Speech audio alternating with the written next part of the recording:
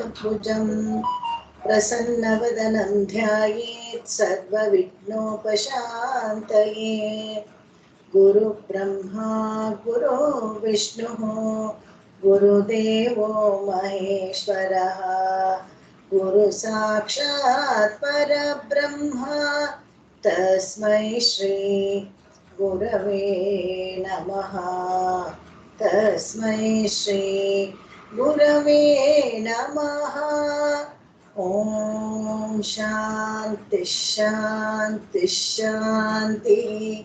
श्रीमान् वेङ्कटनाथार्यः कवितार्किककेसरी वेदान्ताचार्यवर्यो मे सन्निधत्तां सदा हृदि। लक्ष्मीचरणराजीव लाक्षालक्षितवक्षसे विश्वसर्गादिलीलाय वेङ्कटब्रह्मणे नमः। लक्ष्मीचरणराजीव लाक्षालक्षितवक्षसे विश्वसर्गादिलीलाय वेङ्कटब्रह्मणे नमः। ऊरीकर्तुं कुशलमखिलं जेतुमादीनरातेन् दूरीकर्तुं दुरितनिवहं त्यक्तुमाद्याम् अविद्याम् अम्बस्तम्भावधिकजननग्रामसीमान्तरेखाम् आलम्बन्ते विमलमनसो विष्णुकान्ते दयान्ते। अरविन्दवनं वन्दे तदहं यदहर्निशं प्रीतिपूर्वकमध्यास्ते पीताम्बरकुटुम्बिनी। अरविन्दवनं वन्दे तदहं यदहर्निशं प्रीतिपूर्वकमध्यास्ते पीताम्बरकुटुम्बिनी। ನಮಸ್ಕಾರ ಮಾಮಿ. ನಮಸ್ಕಾರ. ಎಷ್ಟನೇದು? 21 ಆಗಿತ್ತು ಮಾಮಿ. 22ರಿಂದ ನವಸಾರಸ ಆಯ್ತಲ್ವಾ? ಆಗಿತ್ತು ಮಾಮಿ. ಓಕೆ. ಅಸ್ತಿತೆ 275748 275748 ನೋಡಿ. 275748 ನೋಡಿ. अस्तिते हरिपुरन्द्रिनीरजा स्थानमित्युदितमास्पदद्वयम्. ಫಾಲೋ ಮಾಡ್ಲಾ ಮಾಮಿ? ಮಾಮಿ ಹೇಳ್ತಾರ? ಯಾರಾದ್ರೂ ಮಾಡಿ, ಏನು ತೊಂದರೆ ಇಲ್ಲ. ಎನಿಬಡಿ ಹೇಗಾದ್ರು.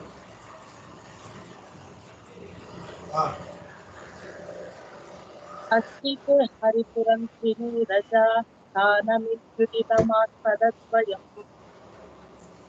एकमाहुरिहतु त्रिपात्पदं देवि षट्पदपदं परं पुनः।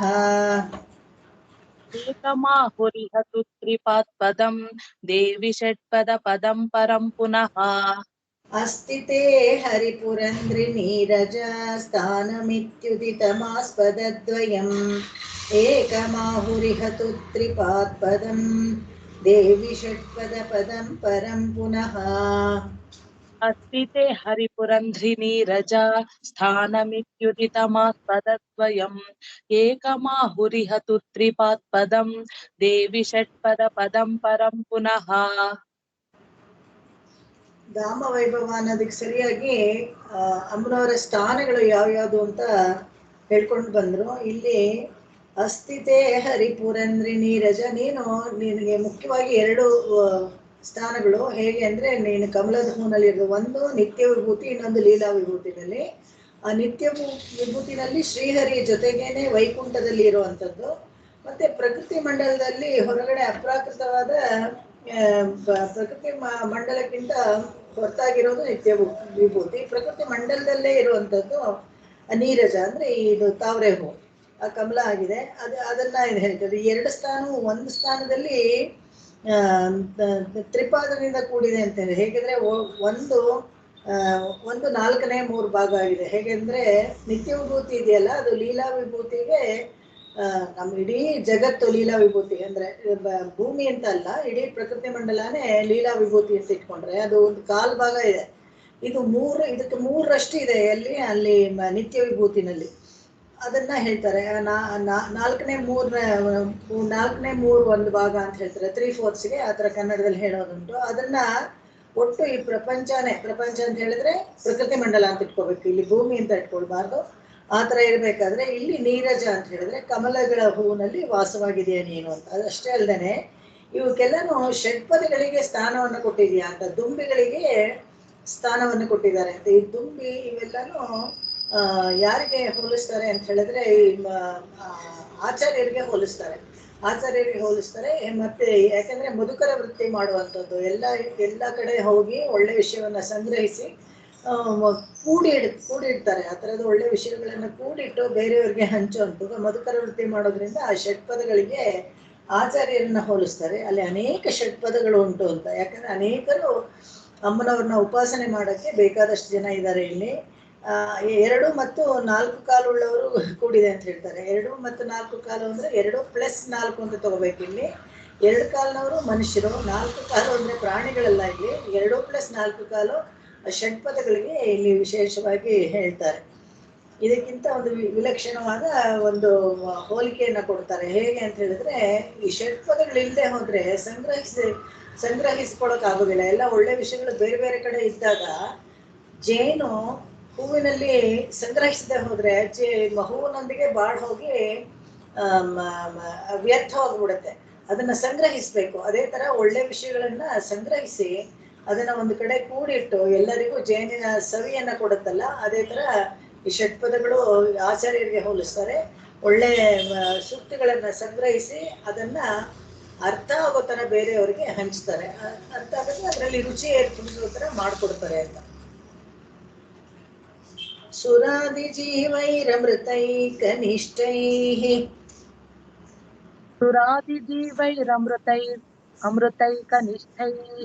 ಚಿರಾಯೈರಂಬ ವಿಭಾವ್ಯಸೇಂತಃ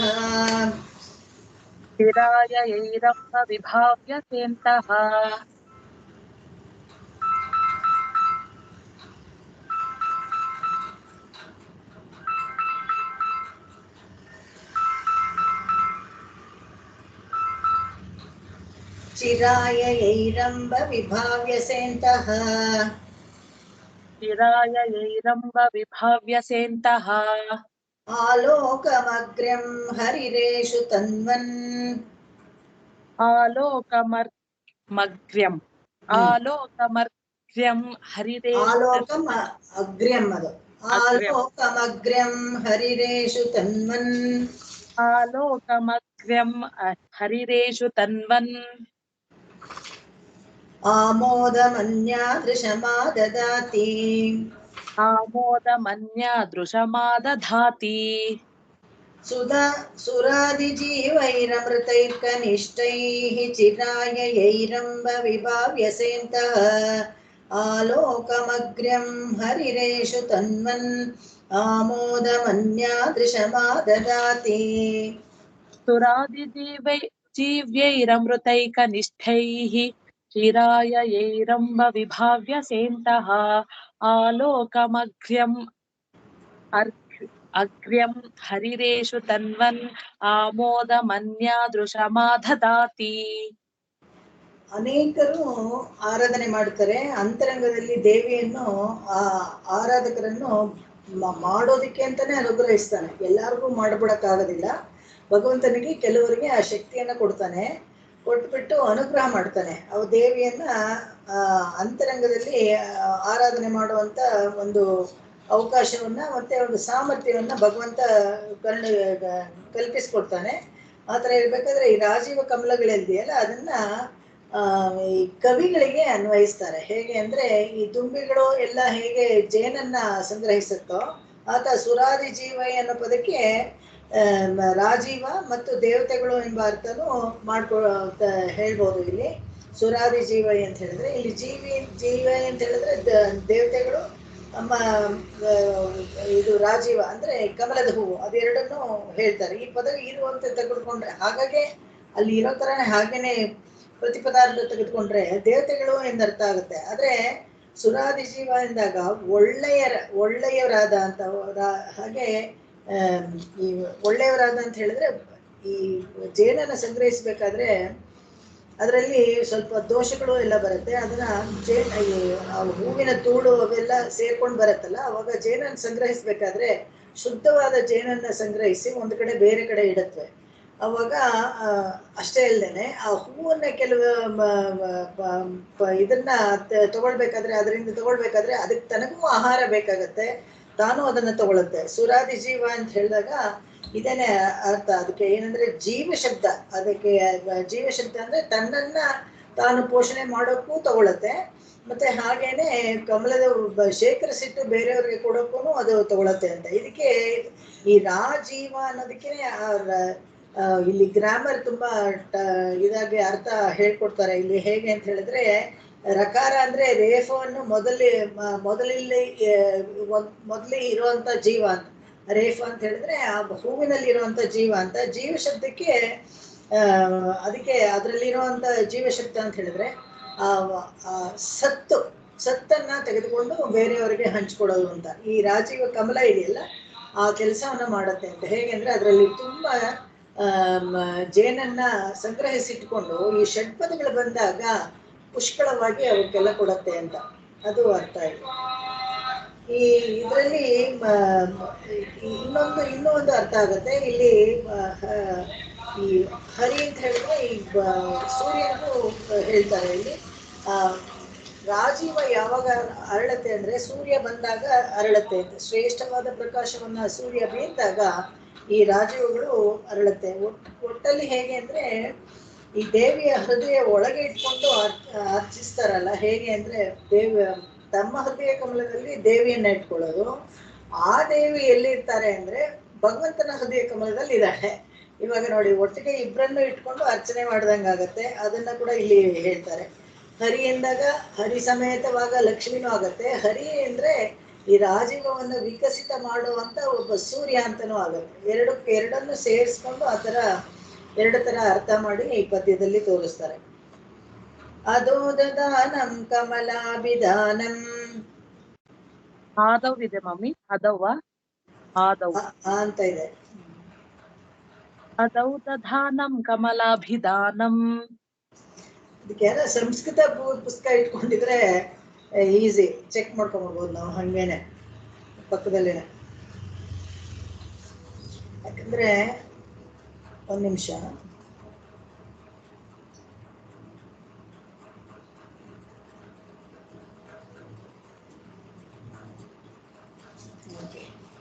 ಅಂಬಶ್ಚ ತಚ್ಚಂ ಚ ಸಮಂ ತವಾಸ್ತಾಂ. ಅಂಭಶ್ಚ ಪದ್ಮಂ ಚ ಸಮಂ ತವಾಸ್ತಾಂ. ಆದ್ಯಸ್ಯ ಪುಂಸಃ ಪದಮಾಹುರಾದ್ಯಂ. ಆದ್ಯಸ್ಯ ಪುಂಸಃ ಪದಮಾಹುರಾದ್ಯಂ. ಸೌಮ್ಯ, ನಿಮ್ ಬುಕ್ಕಲ್ಲಿ ಏನಿದೆ? ಇದೆಯಾ ಸೌಮ್ಯ? ಅದು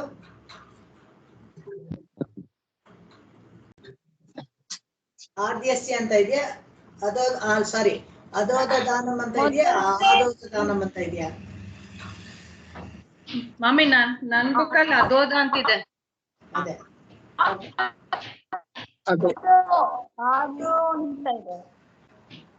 ಇಲ್ಲ, ಅವರು ಸೌಮ್ಯ ಇನ್ನೊಂದು ಪುಸ್ತಕ ಇಟ್ಕೊಂಡಿದ್ದಾರೆ. ಅಂತ ಇದೆಯಾ? ಓಕೆ, ಹೇಳಿ. ಕೇಳಿಸ್ತಾ ಇಲ್ಲ ಸೌಮ್ಯ ಸರಿಯಾಗಿ? ಆದೋ ಓಕೆ, ದೀರ್ಘ.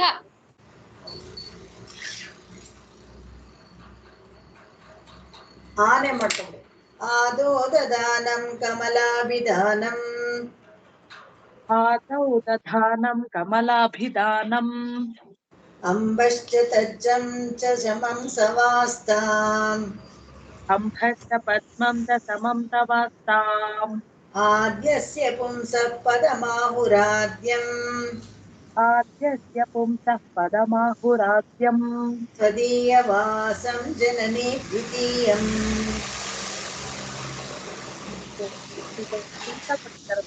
ತ್ವದೀಯವಾಸಂ ಜನನಿ ದ್ವಿತೀಯಂ. ಆದೋದಾನಂ ಕಮಲಾಭಿಧಾನಂ. ಅಂಬಶ್ಚ ತಜ್ಜಂ ಚ ಸಮಂ ತವಾಸ್ತಾಂ. ಆದ್ಯಸ್ಯ ಪುಂಸಃ ಪದಮಾಹುರಾದ್ಯಂ. ತ್ವದೀಯವಾಸಂ ಜನನಿ ದ್ವಿತೀಯಂ. ಲಾಸ್ಟ್ ಲೈನ್ ಫುಲ್ ಕರೆಕ್ಷನ್ ಮಾಡ್ಕೋಬೇಕು ಮಾಮಿ. ವಾಸಂ ದ್ವಿತೀಯಂ ಜನನಿ ತ್ವದೀಯಂ. ಹಿಂಗೆ ಇದೆ, ಪಾಠ ಭೇದಗಳು ಬರುತ್ತೆ. ಈ ಬುಕ್ ಆಲ್ಮೋಸ್ಟ್ ಅಥೆಂಟಿಕ್ ಆಗಿರುತ್ತೆ, ಬರ್ಕೊಂಬಿಡಿರುತ್ತೆ. ಆದೌ ದಧಾನಂ ಆದ್ಯಸ್ಯ ಕಮಲಾಭಿಧಾನಂ ಪುಂಸಃಪದಮಾಹುರಾದ್ಯಂ ತ್ವದೀಯವಾಸಂ ಜನನಿ ದ್ವಿತೀಯಂ. आदौ दधानं कमलाभिधानम् अम्भश्च पद्मं च समं तवास्ताम् आद्यस्य पुंसः पदमाहुराद्यं द्वितीयवासं जननी त्वदीयवासं जननी द्वितीयम्. ಓಕೆ, ಇದು ಕಮಲ ಅನ್ನೋ ಹೆಸರು ನೀರಿಗೂ ನೀರಿನಿಂದ ಉಂಟಾಗೋ ಕಮಲಕ್ಕೂ ಸಮಾನವಾಗಿಯೇ ಇದೆ ಅಂತ ಹೇಳ್ತಾರೆ. ಇದು ಅಮರಕೋಶದಲ್ಲಿ ಇಂದ ತಗೊಳ್ತಾರೆ. ಹೇಗೆ ಅಂದ್ರೆ ಸಲಿಲಂ ಕಮಲಂ ಜಲಂ ಎಂದು ಅಮರಕೋಶದಲ್ಲಿ ಹೇಳುತ್ತೆ. ಅದ್ರ ಪ್ರಕಾರ ಏಕಕಾಲದಲ್ಲಿ ಇವೆರಡಕ್ಕೂ ಹೆಂಗೆ ಅಂತ ಹೇಳಿದ್ರೆ ಅಂಬ ಅಂದ್ರೂ ನೀರು ಅಂತಾಗತ್ತೆ, ಅಂಬ ಅಂದ್ರೆ ಅಮ್ಮನವರು ಅಂತಾಗತ್ತೆ. ಯಾರು? ಲಕ್ಷ್ಮೀ ದೇವಿಗೆ ಹೇಳುದು. ಈ ಅಂಬ ನೀರು ಆದಿಪುರುಷನಾದ ಭಗವಂತನಿಗೆ ವಾಸಸ್ಥಾನ, ಹಾಗೆ ಅವನು ವಾಸಸ್ಥಾನವಾಗಿರೋದು. ಹೀಗೆ ಎರಡನೇದಾಗಿ ಇಲ್ಲಿ ಜಲ ಮೂಲವಾಗಿ ಕ್ಷೀರಾಬ್ದಿಯಲ್ಲಿ ವಾಸಸ್ಥಾನವಾಗಿದ್ದಾನಲ್ಲ, ಅದನ್ನ ಹೇಳ್ತಾರೆ. ಎರಡನೇದು ಈ ಜಲಜ ಅಂತ ಹೇಳಿದ್ರೆ ಇವಳು ವಾಸಸ್ಥಾನವೂ ಅದೇನೆ, ಯಾಕಂದ್ರೆ ಕಮಲಗಳೆಲ್ಲ ನೀರಲ್ಲೇ ಇರುವಂಥದ್ದು. ಒಂದು ಇನ್ನೊಂದು ಇವಳು ಶರದಿ ಇದು ಮಗಳು, ಯಾರು? ಸಮುದ್ರರಾಜನ ಮಗಳು. ಇವಳು ಅಷ್ಟೇ ಜಲಜ ಅಂತ ಹೇಳ್ತಾರೆ. ಜಲದಲ್ಲಿ ಹುಟ್ಟಿರೋದು. ಜಲದಲ್ಲಿ ಹುಟ್ಟಿರೋ ಕಮಲದ ಮೇಲೆ ಇವಳು ವಾಸಸ್ಥಾನ ಒಂದು. ಇನ್ನೊಂದು ಇವಳು ತವರೂರೇ ಸಮುದ್ರರಾಜನ ಮಗಳಾದ್ರಿಂದ ಎರಡನೇ ಸ್ಥಾನವನ್ನು ಅದು ಯುಕ್ತವೇ ಸರಿ ಅಂತ ಹೇಳ್ತಾರೆ. ಯುಕ್ತವಾಗೇ ಇದೆ, ಆ ಅರ್ಥನೂ ಯುಕ್ತವಾಗೇ ಇದೆ. ಆದಿಯಾಗಿ ಇವಳು ಹುಟ್ಟಿದ್ದು ಸಮುದ್ರ ಕಡೆದಾಗ ಬಂದಿದ್ದು. ಇವಳು ತವ್ರ ಮನೇನೂ ಸಮುದ್ರ, ಅದು ನೀರೇನೆ. ಇವಳು ಕೂತಿರೋ ಕಮಲಾನು ನೀರಿಂದ ಬಂದಿರೋದ್ರಿಂದ ಅದು ಆಗತ್ತೆ. ಹಾಗೆ ಇವಳು ವಾಸಸ್ಥಾನ ಎಲ್ಲಿ ಅಂತ ಹೇಳಿದ್ರೆ ವಾಸುದೇವನ ಹೃದಯದಲ್ಲಿ. ಆ ವಾಸುದೇವ ಕೂಡ ಕ್ಷೀರಾಬ್ದಿಯಲ್ಲಿ ನೀರ್ ಮೇಲೆ ಮಲ್ಕೊಂಡಿದ್ದಾನೆ. ಕ್ಷಮಾಸ್ವರ್ಣ ಸ್ಫೂರ್ತಿಂ ಸತತಮಧಿಗಮ್ಯಾಪಿ ಕಮಲೇ. क्षमास्वर्ण स्फूर्तिं सततमधिगम्यापि कमले. गुणार्दाढ्यं शब्दं कमपि भजते नालमिति यत्. गुणादाढ्यश्छन्दं कमपि भजते नालमिति यतः. ಚಂದಂ ಅಂತ ಇದೆಯಾ? ಶಬ್ದಂ ದಾರ್ಢ್ಯಂ ಶಬ್ದಂ ಅಂತ ಬರುತ್ತೆ. ತದೇವ ಅಲಂಕಾರಂ ನಯತಿ ನಳಿನಂ ಸ್ಪರ್ಶನವಶಾತ್. तदेवालङ्कारं नयति नलिनं स्पर्शनवशात्. तनोति हौर्दार्यं तव जननि सानिध्य महिमा. तनोति हौर्दार्यं तव जननि सानिध्य महिमा. क्षमा स्वर्ण स्फूर्तिं सततमधिगम्यापि कमले. गुणादार्ढ्याच्छब्दं कमपि जजते नालमिति यत्. तदेव अलङ्कारं नयति नलिनं स्पर्शनवशात्. तनोति ह्यौर्दार्यं तव जननि सानिध्य महिमा. क्षमास्वर्णस्फूर्तिं सततमधिगम्यापि कमले. गुणादाढ्यच्छब्दं ममि गुणादाढ्यच्छब्दं कमपि भजति नालमिति यतः. छब्दं गुणादाढ्यच्छब्दं कमपि भजते नालमिति यतः. तदेवालङ्कारं नयति नलिनं स्पर्शनवशात्. तनोति ह्यौदार्यं तव जननि सानिध्य महिमा. ಅನೇಕ ಗುಣಗಳು ಪ್ರಪಂಚದಲ್ಲಿ ನಾವು ನೋಡ್ತೀವಿ. ಮುಖ್ಯವಾಗಿ ಪ್ರಕೃತಿ ಮಂಡಲದಲ್ಲಿ 3 ಗುಣಗಳಿದ್ದಾಗಲೂ ಸತ್ವ ಗುಣಕ್ಕೆ ತುಂಬಾ ಬೆಲೆ ಜಾಸ್ತಿ. ಸತ್ವ ಗುಣದಿಂದ ಆಗೋ ಕೆಲಸಗಳು ಎಲ್ಲ ಉತ್ತಮವಾದದ್ದು ಅಂತ ಹೇಳ್ತಾರೆ. ಕವಿ ಈ ಶ್ಲೋಕದಲ್ಲಿ ಏನ್ ಮಾಡ್ತಾನೆ ಅಂತ ಹೇಳಿದ್ರೆ ಕಮಲಕ್ಕೂ ಅದರ ನಾಳಕ್ಕೂ ಇರೋ ವ್ಯತ್ಯಾಸವನ್ನ ತಗೊಳ್ತಾನೆ. ಈ ಕಮಲದ ಮೇಲೆ ಹೂ ಇದೆಯಲ್ಲ, ಅದು ಈ ಕೆಳಗಡೆ ನಾಳ ಕೊಚ್ಚೆನಲ್ಲಿ ಇರುತ್ತೆ. ಆ ಕೊಚ್ಚೆಗೆ ಆ ಕೆಸರಿಗೆ ಅಂಟ್ಕೊಳ್ಳಲ್ಲ, ಹೂ ಬೇರೆ ಪ್ರತ್ಯೇಕವಾಗಿರುತ್ತೆ. ಕಮಲದ ನಾಳ ಬಿಗಿಯ ಅದು ಬಿಗಿಯಾದ ಗುಣಗಳಿಲ್ಲ. ನಾಳಗಳನ್ನ ನೋಡಿದ್ರೆ ನೀವು ಹಾಗೆ ಹೀಗೆ ಅಳ್ಳಾಡ್ತಾ ಇರುತ್ತೆ, ಆದ್ರೆ ಹೂವು ಸ್ಥಿರವಾಗಿ ನೀರಲ್ಲಿ ಹಾಗೆ ಇರೋ ತರ ಇರುತ್ತೆ. ಕೆಳಗಡೆ ನೀವು ನೀರಲ್ಲಿ ನೋಡಿದ್ರೆ ನೀರು ಅಳ್ಳಾಡ್ತಾ ಇರುವಾಗೆಲ್ಲ ಓಡಾಡ್ತಾ ಇರುತ್ತೆ, ಆದ್ರೆ ಕಮಲದ ಹೂವು ಹಾಗೆ ಫಿಕ್ಸ್ಡ್ ಆಗಿರುತ್ತೆ. ಈ ದೇವಿಗೆ ಅಲಂಕಾರವಾಗ್ಲಿಲ್ಲ. ಯಾಕೆ ಅಂತ ಹೇಳಿದ್ರೆ ಈ ದಾರಗಳೆಲ್ಲ ನಾವು ಹೂವನ್ನ ಕಟ್ಟಬೇಕಾದ್ರೆ ಯಾರು ದಾರಗಳನ್ನ ವಿಶೇಷವಾಗಿ ನೋಡಲ್ಲ, ಯಾವ ಹೂವು ಅಂತ ನಾವು ನೋಡ್ತೀವಿ. ಅದೇ ತರ ಈ ನಾಳ ಏನೋ ಅಷ್ಟು ಪ್ರಮುಖ ಅಲ್ಲ, ಅದು ಹೂವೇ ಪ್ರಮುಖ ಅಂತ ಹೇಳಿ ಹೇಳ್ತಾರೆ. ವಾಸಸ್ಥಾನವಾಗಿರೋ ದೇವಿಗೆ ಆ ಹೂವಿದೆಯಲ್ಲ, ಅದಕ್ಕೆ ಇರೋ ಅಷ್ಟು ಪ್ರಾಶಸ್ತ್ಯ ನಾಳಕ್ಕೆ ಇಲ್ಲ ಅಂತ ಇಲ್ಲಿ ಹೇಳ್ತಾರೆ. ಇದೆಲ್ಲ ದೇವಿಗೆ ಸಾನ್ನಿಧ್ಯ ಇರ್ಬೇಕಾದ್ರೆ ಎಲ್ಲ ಇದೆ. ಇದ್ರ ಪಕ್ಕದಲ್ಲಿ ಒಂದು ದರ್ಬೆ ಇದ್ರೆ ಅದಕ್ಕೂ ಕೂಡ ಒಂದು ವೈಶಿಷ್ಟ್ಯತೆ ಇದೆ ಅಂತ ಹೋದ ಹಾಡಲ್ಲಿ ನಾವು ನೋಡಿದ್ವಿ. ಆದ್ರೆ ನಾಳಕ್ಕೂ ಹೂವು ಇರೋ ವ್ಯತ್ಯಾಸ ತೋರಿಸ್ಕೊಂಡಾಗ ನಾಳದ ಹೂವಿನಲ್ಲಿ ಇವಳು ಸ್ಥಿರವಾಗಿ ಕೂತಿರ್ತಾಳೆ ಅನ್ನೋದನ್ನ ತೋರಿಸ್ಕೊಡ್ತಾರೆ ಇಲ್ಲಿ.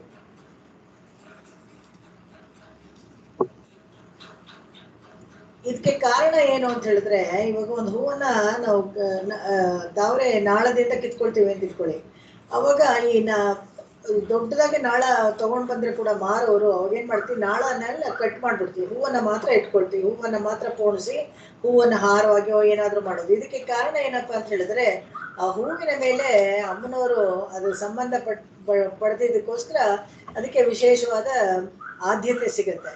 ಅದನ್ನ ಇಲ್ಲಿ ಅದೇ ಮುಖ್ಯವಾಗಿ ಇಲ್ಲಿ ತೋಳುದು. ಯಾರ ಜೊತೆಗಿರ್ತೀವೋ ಅವರ ಬೆಲೆ ನಮಗೆ ಬರುತ್ತೆ ಅನ್ನೋದಕ್ಕೆ ತೋರ್ಸಕ್ಕೆ ಆ ಲಕ್ಷ್ಮಿಯ ಪಾದಸ್ಪರ್ಶ ಆದ್ರಿಂದ ಕಮಲಕ್ಕೆ ಆದ್ಯತೆ ಕೊಟ್ಟು ನಾಳವನ್ನ ಕತ್ತರಿಸ್ತಾರೆ. ಬೇಡದೆ ಇದ್ದಿದ್ದನ್ನ ಎಕ್ಸ್ಟ್ರಾನ ಕಟ್ ಮಾಡ್ಬಿಡ್ತಾರೆ. ಅಥವಾ ಯಾರಾದ್ರೂ ಬರೀ ನಾಳವನ್ನೇ ಪೋಲ್ಸಿ ಅದನ್ನ ಹಾರವಾಗಿ ಹಾಕೋದಿಲ್ಲ, ಹೂವನ್ನೇ ತಾನೇ ಹಾಕೋದು. ಅದಕ್ಕೆ ಅದನ್ನ ಇಲ್ಲಿ ಹೇಳ್ತಾರೆ. ಭಗವತಿ ಪರ ಬ್ರಹ್ಮಾದ್ವೈತ ಪ್ರಸಂಗ ಜುಷಸ್ತವ. ಭಗವತಿ ಪರ ಬ್ರಹ್ಮಾದ್ವೈತ ಪ್ರಸಂಗ ಜುಷಸ್ತವ. ಕಥಯತಿ ಸದ್ಧರ್ಮಾಳೀಕತ್ವಮತ್ರ ಹಿ ದರ್ಶನಂ. ಕಥಯತಿ ಸಧರ್ಮಾಲಿಕತ್ವಮತ್ರ ಹಿ ದರ್ಶನಂ. ತ್ವಮುಚಿತಮಧಿಷ್ಠಾನಂ ನಾಳೀಕಮಾಶ್ರಯಸೇ ತತಃ. ತ್ವಮುಚಿತಮಧಿಷ್ಠಾನಂ ನಾಳೀಕಮಾಶ್ರಯಸೇ ತತಃ. ತವ ಕಿಲ ಸದಾ ಲೋಕಃ ಸರ್ವೋಪಿ ಕಲ್ಪನಘೋರಮೇ. ತವ ಕಿಲ ಸದಾ ಲೋಕಃ ಸರ್ವೋಪಿ ಕಲ್ಪನಘೋರಮೇ. ಭಗವತಿ ಪರಬ್ರಹ್ಮಾದ್ವೈತ ಪ್ರಸಂಗ ಜುಷಸ್ತವ. ಪ್ರತಯತಿ ಸದ್ಧರ್ಮಾಳೀಕತ್ವಮತ್ರ ಹಿ ದರ್ಶನಂ. ತ್ವಮುಚಿತಮಧಿಷ್ಠಾನಂ ನಾಳೀಕಮಾಶ್ರಯಸೇ ತತಃ. ತವ ಕಿಲ ಸದಾ ಲೋಕಃ ಸರ್ವೋಪಿ ಕಲ್ಪನಘೋರಮೇ. ಭಗವತಿ ಪರಬ್ರಹ್ಮಾದ್ವೈತ ಪ್ರಸಂಗ ಜುಷಸ್ತವ. ಪ್ರಥಯತಿ ಲಸದ್ಧರ್ಮಾಳೀಕತ್ವಮತ್ರ ಹಿ ದರ್ಶನಂ. ಲಸದ್ಧರ್ಮಾಲಿಕತ್ವಮತ್ರ ಹಿ ದರ್ಶನಂ. ತ್ವಮುಚಿತಮಧಿಷ್ಠಾನಂ ನಾಲಿಕಾಮಾಶ್ರಯಸೇ ತತಃ. ತವ ಕಿಲ ಸದಾ ಲೋಕಃ ಸರ್ವೋಪಿ ಕಲ್ಪನಘೋರಮೇ. ಈ ಅಮ್ಮನವರು ಭಗವಂತನ ಹೃದಯದಲ್ಲಿ ಕೂತ್ಕೊಂಡಿರೋದ್ರಿಂದ ಬ್ರಹ್ಮ ವಸ್ತುವಿನಲ್ಲಿ ಅಂತರ್ಭಾವವಾಗಿ ಹೋಗಿದ್ದಾಳೆ. ಹಾಗಿರ್ಬೇಕಾದ್ರೆ ಈ ಅಧಿಷ್ಠಾನ ಅಂತ ಇದೆಯಲ್ಲ, ಏನಂದ್ರೆ ಇಲ್ಲೆಲ್ಲ ನಡೆಯೋ ಪ್ರಕೃತಿ ಮಂಡಲದಲ್ಲಿ ನಿತ್ಯ ವಿಭೂತಿನಲ್ಲೂ ಅಷ್ಟೇ, ಇಲ್ಲೂ ಅಷ್ಟೇ ನಡೆಯುವಂತ ಎಲ್ಲ ವಹಿವಾಟುಗಳಿಗೂ ಸತ್ಯತ್ವ ಎಂದು ಬರುತ್ತೆ. ಅದು ನಿಜ ಅನ್ನೋದನ್ನ ತಿಳಿಸ್ಕೊಡ್ತಾರೆ. ಹೇಗೆಂದ್ರೆ ಇದಕ್ಕೆ ಮುಖ್ಯವಾಗಿ ಇಲ್ಲಿ ಏನಪ್ಪಾ ಅಂತ ಹೇಳಿದ್ರೆ, ಈ ಅದ್ವೈತ ಅಂತ ಬರುತ್ತಲ್ಲ, ಇದೆಲ್ಲ ಮಾಯೆ, ನಿತ್ಯ ವಿಭೂತಿ ಎಲ್ಲ ಇಲ್ಲ ಅಂತ ಹೇಳ್ತಾರಲ್ಲ, ಹಾಗಿಲ್ಲ ಅಂತ ಇದನ್ನ ಸ್ಥಾಪಿಸೋಕ್ಕೋಸ್ಕರ ಈ ಪದ್ಯದಲ್ಲಿ ಹೇಳ್ತಾರೆ. ಅವಳ ವಾಸ ಭಗವಂತನ ಹೃದಯದಲ್ಲಿರೋದ್ರಿಂದ, ನಿತ್ಯ ವಾಸವಾಗಿರೋದ್ರಿಂದ ಈ ಸತ್ಯತ್ವವನ್ನು ತೋರಿಸ್ಕೊಡುತ್ತೆ ಅಂತ. ನಿಜವಾಗಿ ಎಲ್ಲವನ್ನು ಸಾಕ್ಷಾತ್ಕರಿಸೋದು ಅಂತ.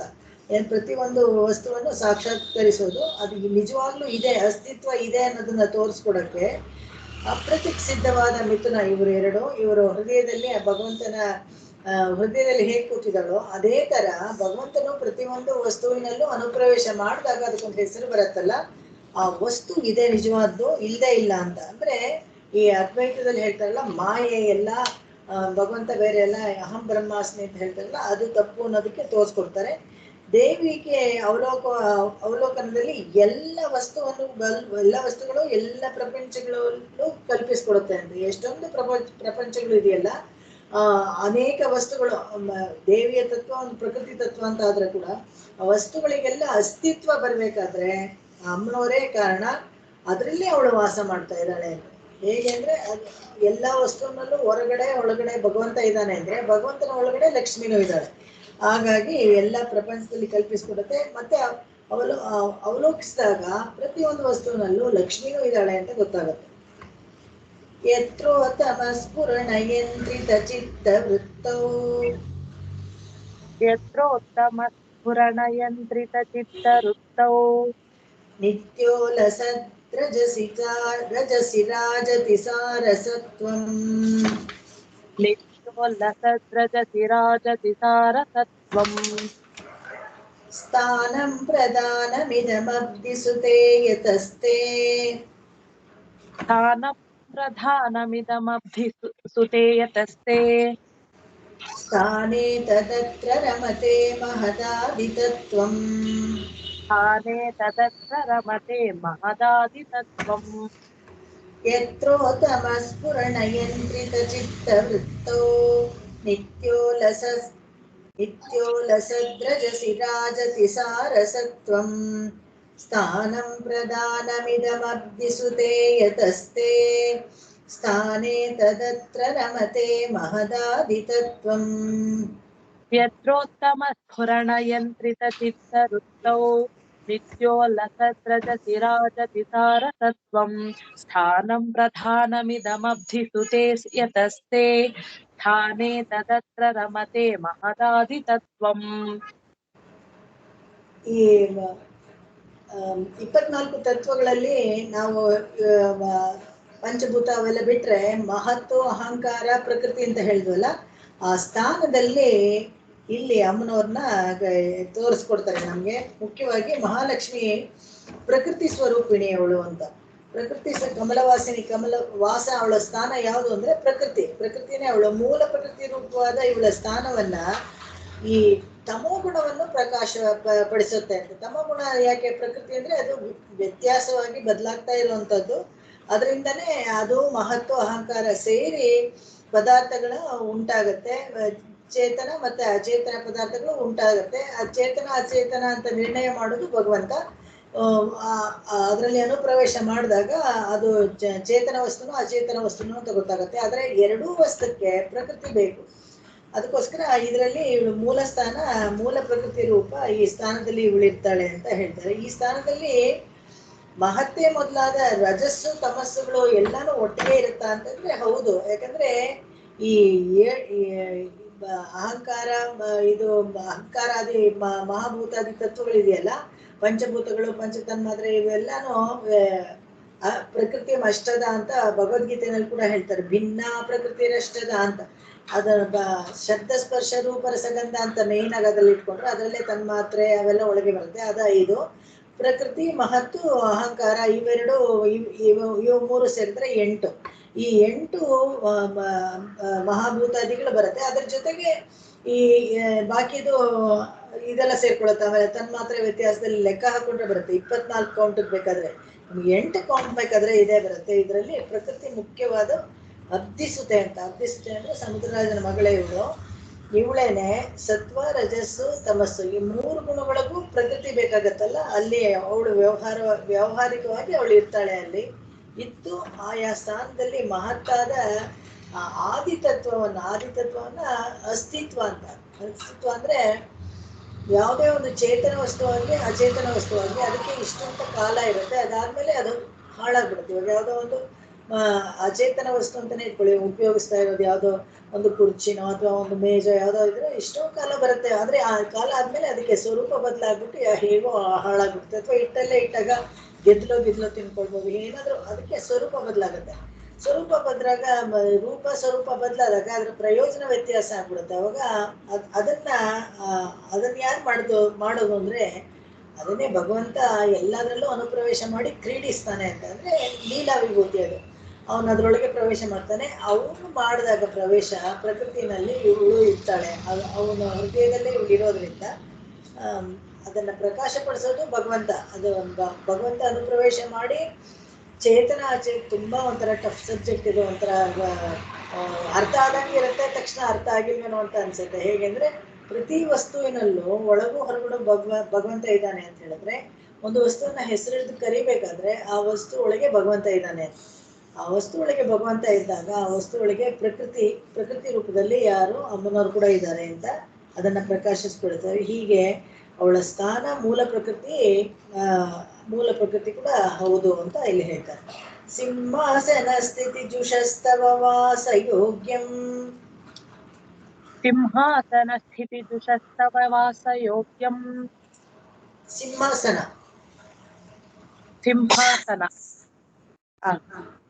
ಅಲ್ಲೇನಿದೆ?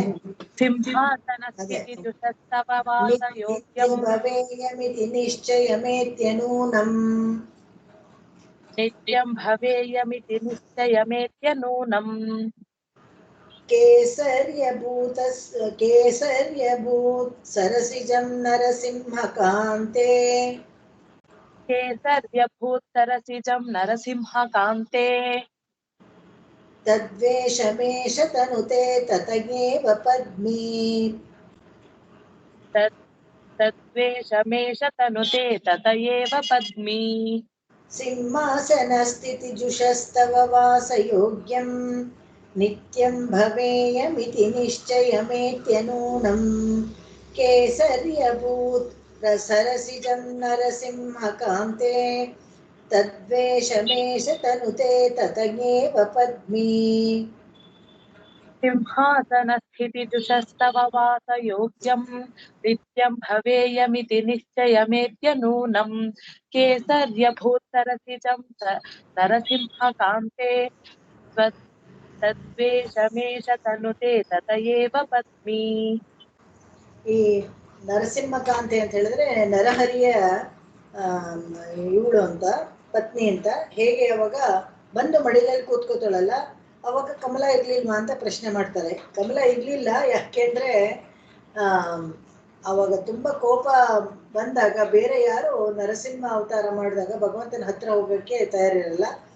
ಅಮ್ಮನವ್ರನ್ನ ಮುಂದಿಟ್ಕೊಂಡು ಪ್ರಹ್ಲಾದ ಹೋದಾಗ ಮಡಿ ಮೇಲೆ ಕೂಡಿಸ್ಕೊಳ್ತಾನೆ, ನೇರವಾಗಿ ಮಡಿ ಮೇಲೆ ಕೂಡಿಸ್ಕೊಳ್ತಾನೆ. ಅವಾಗ ಈ ಕೇಸರಿ ಅಂತ ಹೇಳಿದ್ರೆ ಇದು ಸಿಂಹ, ಆ ಸಿಂಹಕ್ಕೆ ಶಾಂತವಾಗತ್ತಂತೆ. ಆದ್ರೆ ಈ ಕಮಲಕ್ಕೆ ದ್ವೇಷ ಬರುತ್ತೆ ಆ ಕೇಸರಿ ಮೇಲೆ.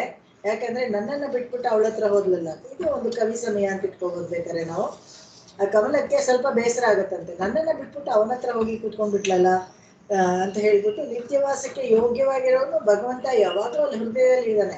ಅದ್ರಲ್ಲಿ ಬಿಟ್ಬಿಟ್ಟು ತಿರ್ಗು ಮತ್ತೆ ಹೋಗಿ ಮಡಿ ಮೇಲೆ ಬರೀ ಕೂಡಿಸ್ಕೊಂಡು ನನ್ನನ್ನ ತ್ಯಾಗ ಮಾಡ್ಬಿಟ್ಲಲ್ಲ ಅಂತ ಹೇಳ್ಬಿಟ್ಟು ಸ್ವಲ್ಪ ಅದಕ್ಕೆ ಬೇಸರ ಆಗತ್ತಂತೆ. ಅದಕ್ಕೆ ಇದು ಸಹಜವಾಗಿ ಹೇಳ್ತಾರೆ, ಇದು ಕಮಲನ್ನ ಸಿಂಹನ್ ಕಂಡ್ರೆ ಕಮಲಕ್ಕೆ ಇಷ್ಟ ಆಗಲ್ಲ. ಅದಕ್ಕೆ ಕಮಲ ಆನೇನಾದ್ರೂ ನಾವು ನೋಡಿದೀವಿ ಚರಿತ್ರೆನಲ್ಲಿ ಬಂದು ಕಮಲದ ಹೂವನ್ನ ಹಿಡ್ಕೊಂಡು ಹೋಗುತ್ತೆ ಮಾಡತ್ತೆ ಅಂತ. ಬಟ್ ಇದನ್ನ ಪೂರ್ತಿ ಕವಿ ಸಮಯ ಅಂತಾನೆ ತಗೊಳ್ಬೋದು. ಯಾಕಂದ್ರೆ ಒಂದು ಈರ್ಷ್ಯೆ ಬರುತ್ತೆ ಅದಕ್ಕೆ, ನನ್ನನ್ನ ಬಿಟ್ಟು ಅಲ್ಲಿ ಕೂತ್ಕೊಂಡ್ಬಿಟ್ಲಲ್ಲ ಅಂತ ಅಷ್ಟೇ. ಅಬ್ಜಂ ವಿಧೌ ದ್ವಿಷತಿ ದೇವ್ಯಮೃತೈಕ ವೃತ್ತಿ. ಅಬ್ಜಂ ವಿಧೌ ದ್ವಿಷತಿ ದೇವ್ಯಮೃತೈಕ ವೃತ್ತಿ. ಕಾಮೇನ ಹಂತ ಯದನೀಯತ ಮಾರ್ಗಣತ್ವಂ. ಕಾಮೇನ ಹಂತ ಯದನೀಯತ ಮಾರ್ಗಣತ್ವಂ. ತಸ್ಯ ಸ್ವತೋಂಬರಮಣಿ ಸ್ಫುಟವಸ್ವವಾಪ್ತಿ. ತಸ್ಯ ಸ್ವತೋಂಬರಮಣಿ ಸ್ಫುಟವಸ್ವವಾಪ್ತಿಃ. ಉಲ್ಲಾಸಹೇತುರಭವತ್ತವ ಸನ್ನಿಧಾನಾತ್. ಉಲ್ಲಾಸಹೇತುರಭವತ್ತವ ಸನ್ನಿಧಾನಾತ್. ಅಬ್ಜಂ ವಿಧೌ ದ್ವಿಷತಿ ದೇವ್ಯಮೃತೈಕ ವೃತ್ತಿ. ಕಾಮೇನ ಹಂತ ಯದನೀಯತ ಮಾರ್ಗಣತ್ವಂ. ತಸ್ಯ ಸ್ವತೋಂಬರಮಣಿ ಸ್ಫುಟವಸ್ವವಾಪ್ತಿ. ಉಲ್ಲಾಸಹೇತುರಭವತ್ತವ ಸನ್ನಿಧಾನಾತ್. ಅಬ್ಜಂ ವಿಧೌ ದ್ವಿಷತಿ ದೇವ್ಯಮೃತೈಕ ವೃತ್ತಿ. ಕಾಮೇನ ಹಂತ ಯದನೀಯತ ಮಾರ್ಗಣತ್ವಂ. ತಸ್ಯ ಸ್ವತೋಂಬರಮಣಿ ಸ್ಫುಟವಸ್ವವಾಪ್ತಿ. ಉಲ್ಲಾಸ ಹೇತುರಭವತ್ತವ ಸನ್ನಿಧಾನಾತ್. ಈ ಕಮಲದ ಮೇಲೆ ಕೂತ್ಕೊಂಡಿದ್ದಾಳಲ್ಲ, ಇದಕ್ಕೆ ಒಂದು ವಿಶಿಷ್ಟತೆ ಬಂತಂತೆ ಕಮಲದ ಹೂಗೆ. ಯಾಕಂದ್ರೆ ಮನ್ಮಥನ ಬಾಣನೂ ಆಯ್ತು ಅದು ಅಂತ. ಮತ್ತೆ ಸೃಷ್ಟಿ ಕೆಲಸಗಳಲ್ಲಿ ತೊಡಗಿಸ್ಕೊಳ್ಳೋಕೆ ಮನ್ಮಥನ ಅವನು ಉತ್ತೇಜನ ಮಾಡ್ತಾನೆ ಎಲ್ಲರಿಗೂ ಸೃಷ್ಟಿ ಮುಂದುವರಿಯಕ್ಕೆ. ಒಂದು 5 ತರ ಹೂಗಳ ಬಾಣ ಇಟ್ಕೊಂಡಿದ್ದಾನಲ್ಲ ಮನ್ಮಥ, ಅದರಲ್ಲಿ ಒಂದು ಈ ಕಮಲದ ಪುಷ್ಪ ಅಂತ. ಅದಕ್ಕೆ ನಿನ್ನ ಸಂಪರ್ಕ ಇದ್ರಿಂದ ಇದು ಈ ಕಮಲದ ಹೂಗೆ ಆ ಒಂದು ವಿಶೇಷ ಸ್ಥಾನವು ದೊರಕಿಸ್ಕೊಡ್ತು. ಈ ಪುರುಷ ಪ್ರಕೃತಿ ಎರಡು ಸೇರಿದ್ರೇನೆ ಮತ್ತೆ ಈ ಉತ್ಪತ್ತಿ ಆಗೋದು. ಆ ಉತ್ಪತ್ತಿ ಕಾರ್ಯಕ್ಕೆ ಮುಖ್ಯವಾಗಿರುವಂಥದ್ದು ಕಮಲ ಬಾಣ. ಆ ಬಾಣದಲ್ಲಿ ಒಂದಾಗಿರುವಂತ ಮನ್ಮಥನ ಬಾಣದಲ್ಲಿ ಒಂದಾಗಿರುವಂತ ಕಮಲಕ್ಕೆ ಇಲ್ಲಿ ಹೆಗ್ಗಳಿಕೆ ಇದೆ ಅಂತ ತೋರಿಸ್ಕೊಡ್ತಾರೆ. ಜೀವನವನ್ನು ಹೇಗೆ ಅಂದ್ರೆ ಸಂತುಷ್ಟ ಜೀವನವನ್ನ ಪಡಿತಾನೆ, ಮತ್ತೆ ಹೊಸದಾಗಿ ಒಂದು ಜೀವನ ಪ್ರಾರಂಭ ಆಗತ್ತೆ, ಒಂದು ಕಾರ್ಯ ನಡೆಯುತ್ತೆ ಅನ್ನೋ ಅಂಶವನ್ನ ಸೂಚಿಸ್ತಾರೆ ಇಲ್ಲಿ. ಉತ್ಪಲ್ಲವಾರಿರುಹತಲ್ಲಜ ಕೇಳಿಗೆ ಉತ್ಫುಲ್ಲವಾರಿರುಹತಲ್ಲಜ ಕೇಳಿಗೆ ಸರ್ವೇಶ್ವರಸ್ಯ ದಯಿತಾಂ ಶಯಿತಾಂ ನನು ತ್ವಾಂ. ಸರ್ವೇಶ್ವರಸ್ಯ ದಯಿತಾಂ ಶಯಿತಾಂ ನನು ತ್ವಾಂ. ವೈತಾಳಿಕಾಯಿ ವಗೃಹೀತ ಸುಜಾತ ಗೀತ. ವೈತಾಳಿಕಾ ಇವ ಗೃಹೀತ ಸುಜಾತ ಗೀತಾಃ. ಪ್ರಾತಃ ಶನೈರ್ಮಧುಕರಾ ಪ್ರತಿಬೋಧಯಂತಿ. ಪ್ರಾತಃ ಶನೈರ್ಮಧುಕರಾ ಪ್ರತಿಬೋಧಯಂತಿ. ಉತ್ಪುಲ್ಲವಾರಿರುಹತಲ್ಲಜ ಕೇಳಿಗೆ ಸರ್ವೇಶ್ವರಸ್ಯ ದಯಿತಾಂ ಶಯಿತಾಂ ನನು ತ್ವಾಂ. ವೈತಾಳಿಕಾ ಇವ ಗೃಹೀತ ಸುಜಾತ ಗೀತಾಃ. ಪ್ರಾತಃ ಶನೈರ್ಮಧುಕರಾಃ ಪ್ರತಿಬೋಧಯಂತಿ. ಉತ್ಫುಲ್ಲವಾರಿರುಹತಲ್ಲಜ ಕೇಳಿ ಉತ್ಫುಲ್ಲವಾರಿರುಹತಲ್ಲಜ ಕೇಳಿಗೇಃ ಸರ್ವೇಶ್ವರಸ್ಯ ದಯಿತಾಂ ಶಯಿತಾಂ ನನು ತ್ವಾಂ.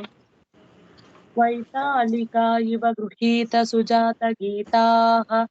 ಪ್ರಾತಃ ಶನೈರ್ಮಧುಕರಾ ಪ್ರತಿಬೋಧಯಂತಿ. ನೀನು ಲಕ್ಷ್ಮೀಕಾಂತೆ ಅಂದ್ರೆ ಈ ಲಕ್ಷ್ಮೀಕಾಂತೆ ಅಂತ ಹೇಳಿದ್ರೆ ಭಗವಂತನ ಪತ್ನಿ ನೀನು.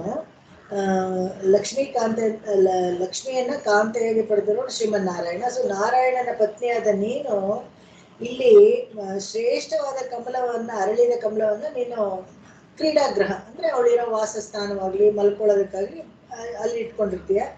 ಪ್ರಾತಃ ಕಾಲದಲ್ಲಿ ದುಂಬಿಗಳೆಲ್ಲ ಬಂದು ಜಯಕಾರ ಮಾಡ್ತಾ ಇರುತ್ತಲ್ಲ, ಕಮಲದ ಸುತ್ತಲೂ ಓಡಾಡ್ತಾ ಇರುತ್ತಂತೆ ಅವೆಲ್ಲಾನು. ಇದನ್ನ ನೋಡಿದ್ರೆ ಮಂಗಳಕರವಾದ ಸಂಗೀತವಾದ್ಯದವನ್ನೇ ಆ ದುಂಬಿಗಳು ನಿನಗೆ ಎಬ್ಬಿಸ್ತಾ ಇದ್ದಾರೆ. ಒಂದೇ ವೈತಾಳಿಕರ ಕೆಲಸ ಮಾಡ್ತಾ ಇದ್ವಿ ಏನೋ ಅಂತ ಅನ್ಸುತ್ತಂತೆ. ಇವಳು ಕಮಲದ ಹೂನಲ್ಲಿ ಮಲಗಿರೋ ತರ, ಮತ್ತೆ ಆ ದುಂಬಿಗಳೆಲ್ಲ ಒಳ್ಳೆ ಸುಪ್ರಭಾತ ಹಾಡ್ತಾ ಇರೋ ತರ ಇದೆ ಅಂತ ಇಲ್ಲಿ ಒಂದು ಉಪಮೆಯನ್ನು ಕೊಡ್ತಾರೆ ಕವಿಗಳು. ಸಹಂಸಕಾಸಾರ ಬಹುರ್ಮಿಕೋಜ್ವಲ. ಸಹಂಸಕಾಸಾರ ಬಹುರ್ಮಿಕೋಜ್ವಲ. ಪಯೋಜರಾಜಿಃ ಪ್ರತಿಪನ್ನ ಕರ್ಣಿಕಾ. ಪಯೋಜರಾಜಿಃ ಪ್ರತಿಪನ್ನ ಕರ್ಣಿಕಾ.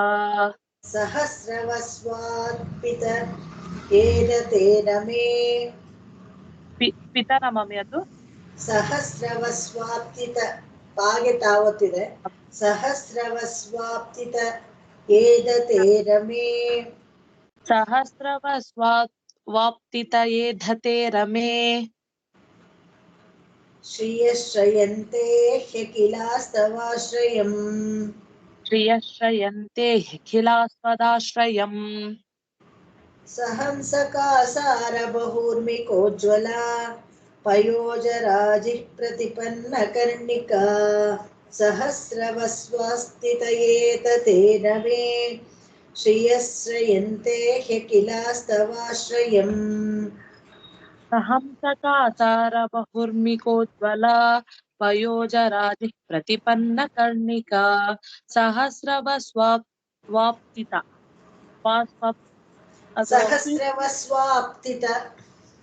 सहस्रवस्वाप्तितये धते रमे श्रियश्रयन्ते ಅಖಿಲಾಸ್ಪದಾಶ್ರಯಂ. ಇಲ್ಲಿ ಈ ಪಾದಾರವಿಂದಗಳನ್ನು ಭಕ್ತ ವೃಂದದವರೆಲ್ಲ ಆಶ್ರಯಿಸ್ತಾರೆ. ಸುಂದರವಾದ ನಿನ್ನ ಪಾದಾರವಿಂದಗಳನ್ನ ಎಲ್ಲಾ ಭಕ್ತ ವೃಂದಗಳು ಗುಂಪು ಗುಂಪಾಗಿ ಬಂದು ಆಶ್ರಯಿಸ್ತಾರೆ. ಈ ಶ್ರೇಷ್ಠವಾದ ಅಲಂಕಾರ ಮಾಡಿರುವಂತ ಕರ್ಣಾಭರಣಗಳೇ ಆಗ್ಲಿ ಅಥವಾ ಅವಳ ಕಂಠಿಹಾರಗಳೇ ಆಗ್ಲಿ ಇವೆಲ್ಲಾನು ಅದನ್ನ ಒಟ್ಟೊಟ್ಟಿಗೆ ಬರ್ತಾರಲ್ಲ ಅವರು ಆ ಗುಂಪುಗಳನ್ನ ಒಂದೊಂದಕ್ಕೆ ಒಂದೊಂದು ಆಭರಣಕ್ಕೆ ಹೋಲಿಸ್ತಾರೆ. ಇವರೆಲ್ಲ ಬಂದು ಹೊಗಳಬೇಕಾದ್ರೆ ಹಾಡ್ಬೇಕಾದ್ರೆ ಒಂದಿ ವೈತಾಳಿಕರು ಬಂದೆಲ್ಲ ಹೇಳ್ತಾ ಇರ್ಬೇಕಾದ್ರೆ ಇವರು ಕಂಠಾಭರಣ ಬಂತು, ಇವಾಗ ಇದು ಬಂತು ಅಂತ ಒಬ್ಬೊಬ್ರು ಬಂದು ಒಂದೊಂದು ವರ್ಣನೆ ಮಾಡ್ತಾರಲ್ಲ. ಅವಾಗ ಅವ್ರಿಗೆಲ್ಲ ಈ ಆಭರಣಗಳಿಗೆ ಹೋಲಿಸಿ ಆ ವೃಂದಗಳಿಗೆ ಒಂದೊಂದು ಹೆಸರಿಡ್ತಾರೆ. ಇವರು ಅಂತ ಸ್ಪೆಷಲ್ ಆಗಿ ಅವರು ಕತ್ನಲ್ಲಿರೋ ಆಭರಣಕ್ಕೆ ಅವರು ಹೆಚ್ಚಿಗೆ ಸ್ತೋತ್ರ ಮಾಡ್ತಾರೋ, ಕಂಠಾಭರಣಕ್ಕೆ ಆ ಥರ ಒಬ್ಬೊಬ್ರು ಒಂದೊಂದು ವೃಂದ ಒಂದೊಂದು ಸ್ಪೆಷಲ್ ವೃಂದ ಅಂದ್ರೆ ಒಂದೊಂದು ಗುಂಪು ಬಂದು ಒಂದೊಂದು ಸ್ಪೆಷಾಲಿಟಿ ಇವ್ರನ್ನ ಹೊಗಳಬೇಕಾದ್ರೆ ಸ್ತೋತ್ರ ಮಾಡತ್ವಂತೆ. ಆ ಸ್ತೋತ್ರ ಮಾಡ್ತಾ ಇರ್ಬೇಕಾದ್ರೆ ಆಶ್ರಿತ ಪಂಕ್ತಿಗೆ ಅನ್ವಯಿಸುವಂತ ವಿಶೇಷಣ ಕಮಲದ ಸಾಲಿಗೆ ಅನ್ವಯಿಸುತ್ತೆ. ಕಮಲವನ್ನ ಕೂಡ ಅದೇ ತರ ಎಲ್ಲ ಹೊಗಳ್ತಾರೆ. ಯಾವಾಗ ಆಭರಣಗಳ ಜೊತೆಗೆ ಈ ಕಮಲವನ್ನು ಕೂಡ ಹೊಗಳ್ತಾರೆ. ಆ ಕಮಲ ಸುತ್ತಲೂ ಹಂಸಗಳು, ಅದ್ರ ಸುತ್ತಲೂ ಇರೋ ದುಂಬಿಗಳು, ಮತ್ತೆ ಅದು ಕೂತಿರುವಂತ ಸರೋವರದ ನೀರು, ಕರ್ಣಿಕಾ ಪೀಠ, ಎಲ್ಲವನ್ನ ಹೊಗಳ್ತಾರಂತೆ. ಹೀಗೆಲ್ಲ ಮಾಡಿದಾಗ ನೀರಿನಲ್ಲಿ ಉಂಟಾಗುತ್ತಲ್ಲ ಕಮಲಗಳು, ಸಹಸ್ರ ಕಿರಣ ಒಂದ್ಸತಿ ಸುಮ್ಮನೆ ಅಳ್ಳಾಡಿದ್ರೆ ಒಂದು ಸೂರ್ಯನ ಕಿರಣ ನೀರಿನ ಮೇಲೆ ಬಿಟ್ರೆ ನಮಗೊಂದು ಕಾಣುತ್ತೆ. ಆದ್ರೆ ಅಳ್ಳಾಡ್ತಾ ಇದ್ರೆ ಆ ವೇವ್ಸ್ ಮೇಲೆ ಎಲ್ಲ ಬೀಳುತ್ತಲ್ಲ, ಸಹಸ್ರಾರು ಸೂರ್ಯಗಳಿರೋ ತರ ಬಳಬಳ ಅಂತ ಹೊಳಿತಾ ಇರುತ್ತಂತೆ. ಮಧ್ಯದಲ್ಲಿ ಈ ಕಮಲ ನಿನ್ನನ್ನೇ ಎಲ್ಲರೂ ನಿನ್ನನ್ನೇ ಅವಲಂಬಿಸ್ತಾ ಇದ್ದಾರೆ ಅನ್ನೋದನ್ನ ತೋರಿಸ್ಕೊಡ್ತಾ ಇದೆ ಅಂತ ಹೇಳ್ತಾರೆ. ಸತೆ ನಿವಾಸ ಶಯನೀಕೃತೋ ವಾ ಸತೆ ನಿವಾಸ ಶಯನೀಕೃತೋ ವಾ ನಾಥೇನ ನಿತ್ಯಂ ನಯನೀಕೃತೋ ವಾ ನಾಥೇನ ನಿತ್ಯಂ ನಯನೀಕೃತೋ ವಾ ಫಣೈ ಸಹಸ್ರೇಣ ವೃತೋದಳೈರ್ವಾ ಫಣೈ ಸಹಸ್ರೇಣ ಋತೋದಲೈರ್ವಾ ಶೇತೆ ಬಿಲೆ ವಾ ಕಮಲೆ ಕುಶೇ ವಾ ಶೇತೆ ಬಿಲೆ ವಾ ಕಮಲೆ ಕುಶೇ ವಾ ಸತೆ ನಿವಾಸ ಶಯನೀಕೃತೋ ವಾ ನಾಥೇನ ನಿತ್ಯಂ ನಯನೀಕೃತೋ ವಾ ಫಣೈ ಸಹಸ್ರೇಣ ವೃತೋದಳೈರ್ವಾ ಶೇತೆ ಬಿಲೆ ವಾ ಕಮಲೆ ಕುಶೇ ವಾ ಸತೆ ನಿವಾಸ ಶಯನೀಕೃತೋ ವಾ ನಾಥೇನ ನಿತ್ಯಂ ನಯನೀಕೃತೋ ವಾ ಫಣೈ ಸಹಸ್ರೇಣ ಋತೋದಲೈರ್ವಾ ಶೇತೆ ಬಿಲೆ ವಾ ಕಮಲೆ ಕುಶೇ ವಾ.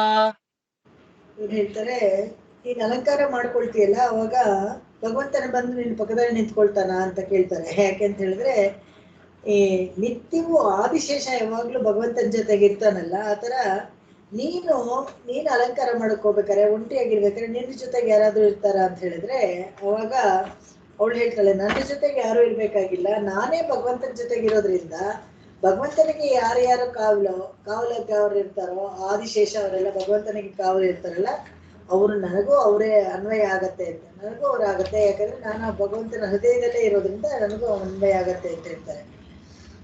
ಅವನು ಪುಂಡರೀಕಾಕ್ಷ ಆಗಿರೋದ್ರಿಂದ ನನ್ನ ಕಮಲವು ಅವನ ಕಣ್ಣಲ್ಲೇ ಇದೆ, ಅದು ಎಲ್ಲೂ ಹೋಗಿಲ್ಲ, ಅದು ಅಲ್ಲೇ ಇದೆ. ಆ ಸ್ಥಾನವನ್ನ ಗುರ್ತಿಸಿಕೊಡ್ತಾಳೆ ಅವಳು.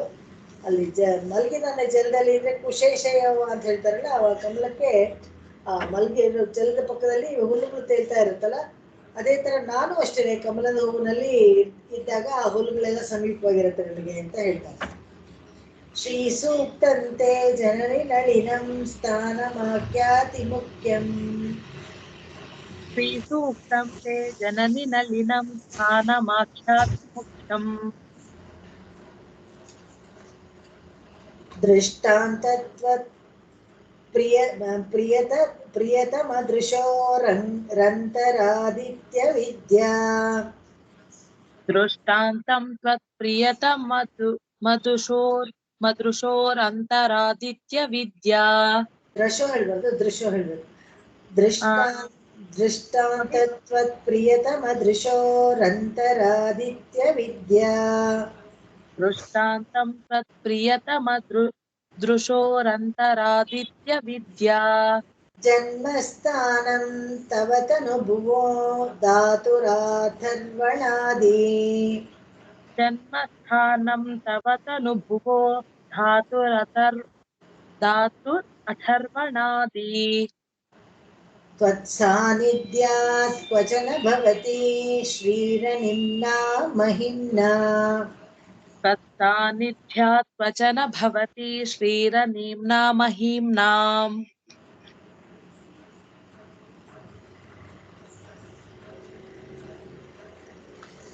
ಶ್ರೀಸೂಕ್ತಂತೆ ಕೇಳಿಸ್ತಲ್ವಾ?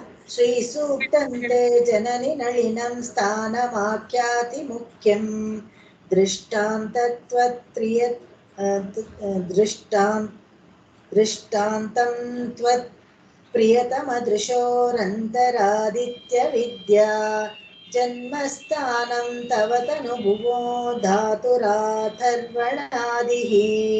त्वत्सान्निध्यात् क्वचन भवति श्रीरनिम्ना महिम्ना श्रीसूक्तं ते जननि नलिनं स्थानमाख्याति मुख्यं दृष्टान्तं त्वत्प्रियतमदृशोरन्तरादित्यविद्या जन्मस्थानं तव तनुभुवो धातुरर्थर्वणादि धातुरथर्वणादि धातुराथर्वणादि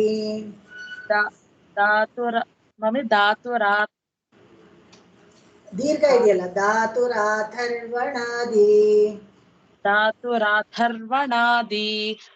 धातुराथर्वणादि त्वत्सान्निध्यात् क्वचन भवति श्रीरनीम्ना महीम्नाम् ಈ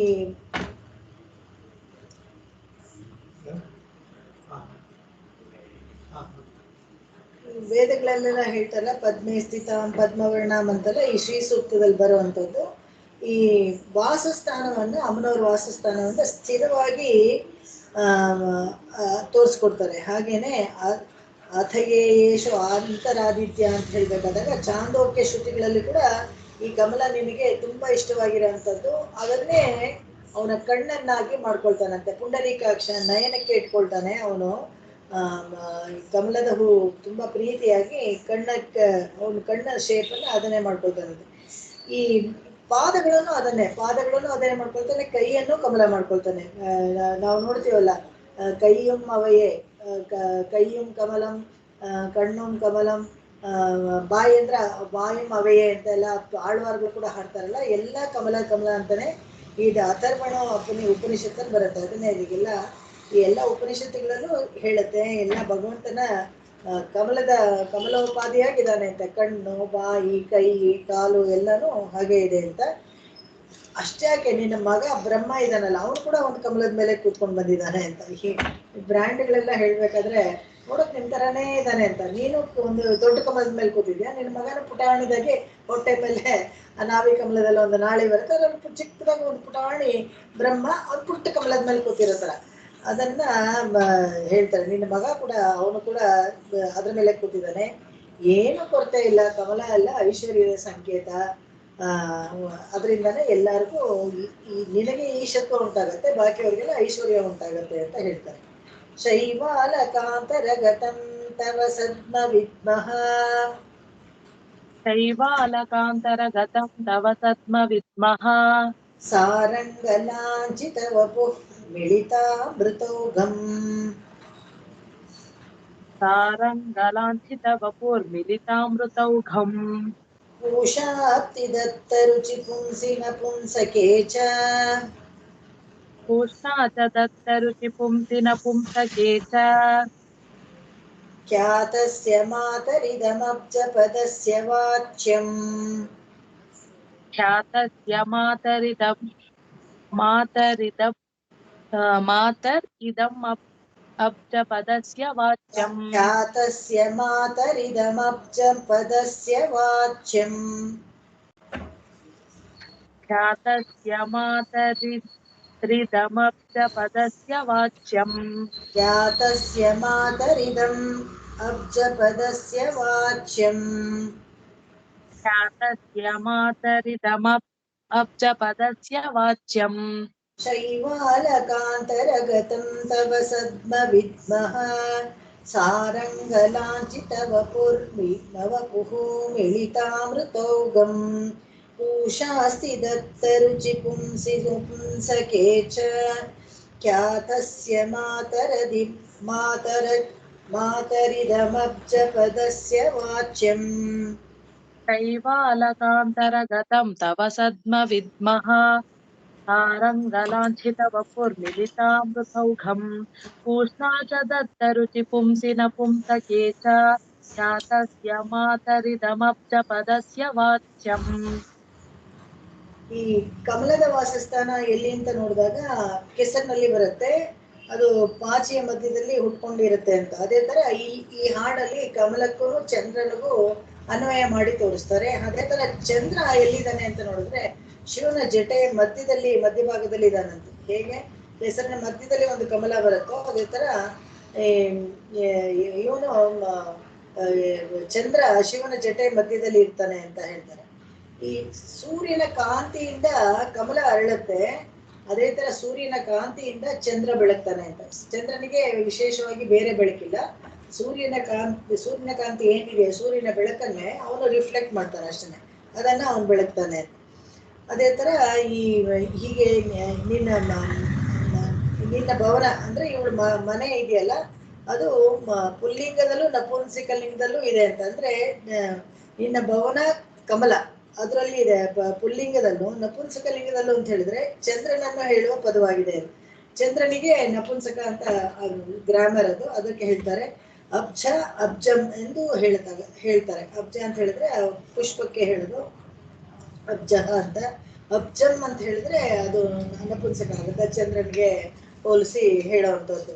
ಈ ಮೂರು ಇಲ್ಲಿ ಇದು ಹೋಲಿಕೆ ಕೊಡ್ತಾರೆ. ಒಂದು, ಚಂದ್ರನ ಒಬ್ಬ ಕೆಸರಿನಲ್ಲಿ ಹುಟ್ಟಿ ಕೆಸರಿನ ಮಧ್ಯದಲ್ಲಿ ಕಮಲ ಅರಳುವಂಥದ್ದು. ಇನ್ನೊಂದು, ಚಂದ್ರ ಶಿವನ ಜಟೆ ಮಧ್ಯಭಾಗದಲ್ಲಿ ಇರುವಂಥದ್ದು. ಸೂರ್ಯನಿಗೆ ಅರಳುವಂಥದ್ದು ಕಮಲ, ಸೂರ್ಯನ ಕಾಂತಿಯನ್ನು ಇವನು ಕೊಡುವಂಥದ್ದು. ಆದ್ರೆ ಒಂದು ಜೀವ ಇರೋ ವಸ್ತು ಯಾರು ಕಮಲ, ಆದ್ರೆ ಜೀವ ಇಲ್ಲದೆ ಇರೋ ವಸ್ತು ಚಂದ್ರ ಅಂತ ಇಲ್ಲಿ ಹೇಳ್ತಾರೆ. ಜೀವ ಇಲ್ದಿರೋ ವಸ್ತು ಅಂದ್ರೆ ತನಗೆ ಸ್ವಂತವಾಗಿ ಬೆಳಕು ಯಾವುದು ಕೊಡಕ್ಕೆ ಆಗ್ತಾ ಇರೋದು.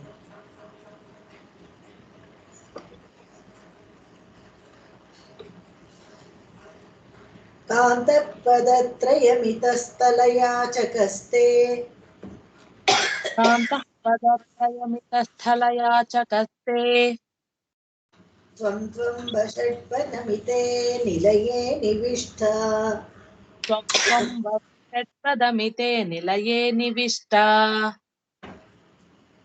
ಸ್ಥಾನಾನ್ಯಥಾತಿ ವಿಪುಲಾನಿ ಸಮಾಶ್ರಿತಾನಾಂ स्थानान्यथापि विपुलानि समाश्रितानां ಚಿತ್ರಂ ಯುವಾಂ ಕಲಯತಶ್ಚಿರಮುಚ್ಛ್ರಿತಾನಿ चित्रं युवां कलयतश्चिरमुच्छ्रितानि ಕಾಂತಪದತ್ರಯಮಿತಸ್ಥಲಯಾಚಕಸ್ತೆ ತ್ವಂ ತ್ವಂ ಷಟ್ಪದಮಿತೆ ನಿಲಯೇ ನಿವಿಷ್ಟ ಸ್ಥಾನಾನ್ಯಥಾಪಿ ವಿಪುಲಾನಿ ಸಮಾಶ್ರಿತಾನಾಂ ಚಿತ್ರಂ ಯುವಾಂ ಕಲಯತಶ್ಚಿರಮುಚ್ಛ್ರಿತಾನಿ. कान्तः पदत्रयमितस्थलयाचकस्ते त्वं षट्पदमिते निलये निविष्टा स्थानान्यथाभिविपुलानि समाश्रितानां चित्रं युवां कलयतश्चिरमुच्छ्रितानि. ನಿನ್ನ ಗಂಡ ಏನ್ ಮಾಡ್ದ ಅಂದ್ರೆ 3 ಅಡಿ ಯಾಚಿಸ್ದಂತೆ. ಯಾವುದೋ ವಾಮನ ಅವತಾರದಲ್ಲಿ ಯಜ್ಞವಟಿಕೆಯಲ್ಲಿ ಹೋಗಿ 3 ಅಡಿಗಳ ಪ್ರದೇಶವನ್ನ ಯಾಚನೆ ಮಾಡ್ದ. ಆದ್ರೆ ನೀನು ನೋಡಿದ್ರೆ ಈ ಷಡ್ಪದಗಳು ಇರ್ತಾರಲ್ಲ, ಯಾವ್ದು ಈ ದುಂಬಿಗಳೆಲ್ಲ ಇದೆಯಲ್ಲ, ಈ 6 ಅಡಿ ಪ್ರದೇಶದಲ್ಲಿ 6 ಅಡಿ ಅಂತ ಹೇಳಿದ್ರೆ 2 ಮೀನಿಂಗ್ ಬರುತ್ತೆ. 6 ಅಡಿ ಅಂದ್ರೆ ಅಳ್ತೈಲ್ ಅಡಿ ಅಲ್ಲ, ಪಾದ. ಈ ಆ ದುಂಬಿಗಳು ಪಾದ ಇದೆಯಲ್ಲ, ಷಡ್ಪದಗಳು 6 ಅಡಿ ಇಳಿರೋ ಜಾಗದಲ್ಲಿ ವಾಸಿಸ್ತೀಯ ಅಂತಂದ್ರೆ ದುಂಬಿಗಳಿರೋ ಪ್ರದೇಶದಲ್ಲಿ ಕಮಲ ಇರುತ್ತೆ ಅಂತ, ಅಥವಾ ಕಮಲ ಇರೋ ಕಡೆ ದುಂಬಿಗಳೆಲ್ಲ ಪುಷ್ಕಳವಾಗಿರತ್ತೆ ಅಂತ. ಹೀಗೆ ನೀವಿಬ್ರು ಅತ್ಯಂತ ಚಿಕ್ಕ ಪ್ರದೇಶ ವಶದಲ್ಲಿದ್ದೀರಾ. ಯಾಕಂದ್ರೆ 3 ಅಡಿ ಬೇಕು ಅಂತ ಕೇಳ್ದ, ನೀನು 6 ಅಡಿಗಳು ಬೇಕು ಅಲ್ಲಿರೋ ಜಾಗದಲ್ಲಿ ಇರ್ತೀನಿ ಅಂತ ಹೇಳ್ತಾರೆ. ಆದ್ರೆ ಅದು ಅಳ್ಕೊಂಡಿರೋ ಅಡಿ ಅಂದ್ರೆ ಇದು ಪಾದಗಳು, ಇಲ್ಲಿ ದುಂಬಿಗಳ ಪಾದಗಳಿಗೆ ಹೋಲಿಸ್ತಾರೆ. ಹೀಗಿದ್ರು ನೀವಿಬ್ರು ವಿಸ್ತಾರವಾಗಿ ಇಡೀ ಜಗತ್ತನ್ನ ಆಳ್ತಿರಲ್ಲ, ಹೇಗೆ ಇದು ಸಾಧ್ಯ? ಅದನ್ನೆಲ್ಲ ಭಕ್ತರಿಗೂ ನೀವು ಧಾರಾಳವಾಗಿ ಕೊಡ್ತಿರಲ್ಲ. ನೀವು ಅಳ್ಕೊಂಡಿದ್ದು ಒಂದೇ ಅಲ್ಲ, ತಮಗೆ ಯಾವ್ದು ಇಟ್ಕೊಂಡಿಲ್ಲ, ಎಲ್ಲ ಭಕ್ತರಿಗೂ ಕೊಡ್ತಾರೆ. ಇದೇ ನಿಜವಾದ ಆಶ್ಚರ್ಯ ಮತ್ತೆ ನಿಮ್ಮ ಈಶತ್ವವನ್ನು ತೋರಿಸುವಂಥದ್ದು ಅಂತ ಹೇಳ್ತಾರೆ. ತತ್ಪಾದ ಪಂಕಜರಜ ಕಣಧನ್ಯ ಧನ್ಯೇಶು ತತ್ಪಾದ ಪಂಕಜರಜ ಕಣಧನ್ಯ ಧನ್ಯೇಷು ಅಂಬೋರುಹೇಶು ವಸತಾಮಳಿಪೋತಕಾನಾಂ ಅಂಭೋರುಹೇಷು ವಸತಾ ಮಲಿಪೋತಕಾನಾಂ ವರ್ಗೇಶು ಹಂತ ಜನನಂ ಬಲಶಾಸನಾಧ್ಯಾಃ ವರ್ಗೇಷು ಹಂತ ಜನನಂ ಬಲಶಾಸನಾದ್ಯಾಃ ವಾಚಂತಿ ಕಿಂ ಪುನರಮಿ ವಯಮಬ್ಧಿಕನ್ಯೇ ವಾಚ್ಛಂತಿ ಕಿಂ ಪುನರಮಿ ವಯಮಬ್ಧಿಕನ್ಯೇ ತ್ವತ್ಪಾದ ಪಂಕಜರಜಃ ಕಣಧನ್ಯಧನ್ಯೇಷು ಅಂಬೋರುಹೇಷು ವಸತಾಮಳಿಪೋತಕಾನಾಂ ವರ್ಗೇಷು ಹಂತ ಜನನಂ ಬಲಶಾಸನಾಧ್ಯಾಃ ವಾಂಛಂತಿ ಕಿಂ ಪುನರಮಿ ವಯಮಬ್ಧಿಕನ್ಯೇ. ತತ್ಪಾದ ಪಂಕಜರಜ ಕಣಧನ್ಯ ಧನ್ಯೇಷು ಅಂಭೋರುಹೇಷು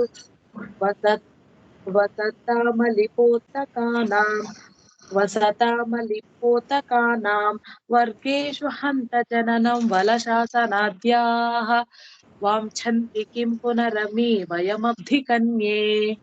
ನೀನು ಕೂತ್ಕೊಂಡಿರೋದ್ರಿಂದ ನಿನ್ನ ಪಾದ ಧೂಳಿನಿಂದ ಕಮಲಗಳಿಗೆ ತುಂಬಾ ಉದ್ಧಾರ ಆಯ್ತು ಅವೆಲ್ಲ ಅಂತ ಹೇಳ್ತಾರೆ. ಕೃತಾರ್ಥ ಆಯ್ತಂತೆ, ಧನ್ಯ ಆಯ್ತು. ಪಾದ ತಾಕಿದ್ರಿಂದ ಕಮಲದ ಹೂ ಧನ್ಯ ಆಯ್ತು. ಅದು ಕಮಲದ ಹೂನಲ್ಲಿ ರಜಕಣಗಳು ಇರುತ್ತಲ್ಲ, ಪೋಲನ್ ಗ್ರೈನ್ಸ್ ಇರುತ್ತಲ್ಲ, ಆ ಧೂಳು, ಆ ಧೂಳಲ್ಲಿ ದುಂಬಿಗಳೆಲ್ಲ ಓಡಾಡುತ್ತಲ್ಲ, ಅವೆಲ್ಲ ತುಂಬಾ ಧನ್ಯ ಅಂತ ಅನ್ಕೊಳತ್ತಂತೆ. ಯಾಕಂದ್ರೆ ಆದ್ರೂ ಆ ಧೂಳು ಆ ಅಮ್ಮನವರ ಕಾಲು ತಾಕಿದೆ, ಆ ಧೂಳು ನಮ್ಮ ಮೈ ಮೇಲೆ ಬಿದ್ರೆ ಎಷ್ಟು ಶ್ರೇಷ್ಠ ಅಂತ ಅವೆಲ್ಲ ಖುಷಿ ಪಡತ್ತಂತೆ. ಆ ದುಂಬಿಗಳಾಗ್ಬೇಕು ಅಂತ ಇಂದ್ರಾದಿ ದೇವಗಳು ಹಾತೊರಿತಾರಂತೆ. ನಿನ್ನ ಕಾಲ ಹತ್ರ ಒಂದು ದುಂಬಿ ಆಗಿದ್ಬಿಟ್ರೆ ಸಾಕು ನಾವು ಅಂತ ಅದಕ್ಕೋಸ್ಕರ ಹಾತೊರಿತಾರಂತೆ. ಇಂದ್ರ ಪದವಿ ಎಷ್ಟು ದೊಡ್ಡದು, ಆದ್ರೆ ಅಲ್ಲೊಂದು ಮರಿ ದುಂಬಿ ಆಗಿರ್ಬೇಕು ನಾವು. ಅಮ್ಮನವ್ರ ಕಾಲ ಹತ್ರ ಮರಿ ದುಂಬಿ ಆಗಿದ್ರೆ ಇದ್ರ ಹತ್ರ ಕಮಲದ ಹೂವಿನ ಹತ್ರ ಒಂದು ಮರಿಗುಂಬಿ ಆಗಿದ್ಬಿಟ್ರೆ ಅವಳ ಕಾಲ ಧೂಳೆಲ್ಲ ನಮ್ಮ ಮೈ ಮೇಲೆ ಬೀಳುತ್ತಲ್ಲ, ಜನ್ಮ ನಮ್ಗೆ ಸಾರ್ಥಕ ಆಗತ್ತೆ ಅಂತ ಅನ್ಕೊಳ್ತಾರಂತೆ ಇಂದ್ರಾದಿ ದೇವತೆಗಳು ಕೂಡ. ಸರೋಗಮುಪಸೇವಿತೇಭ್ಯಃ ಪೂರ್ಣಚಂದ್ರೋದಯೇ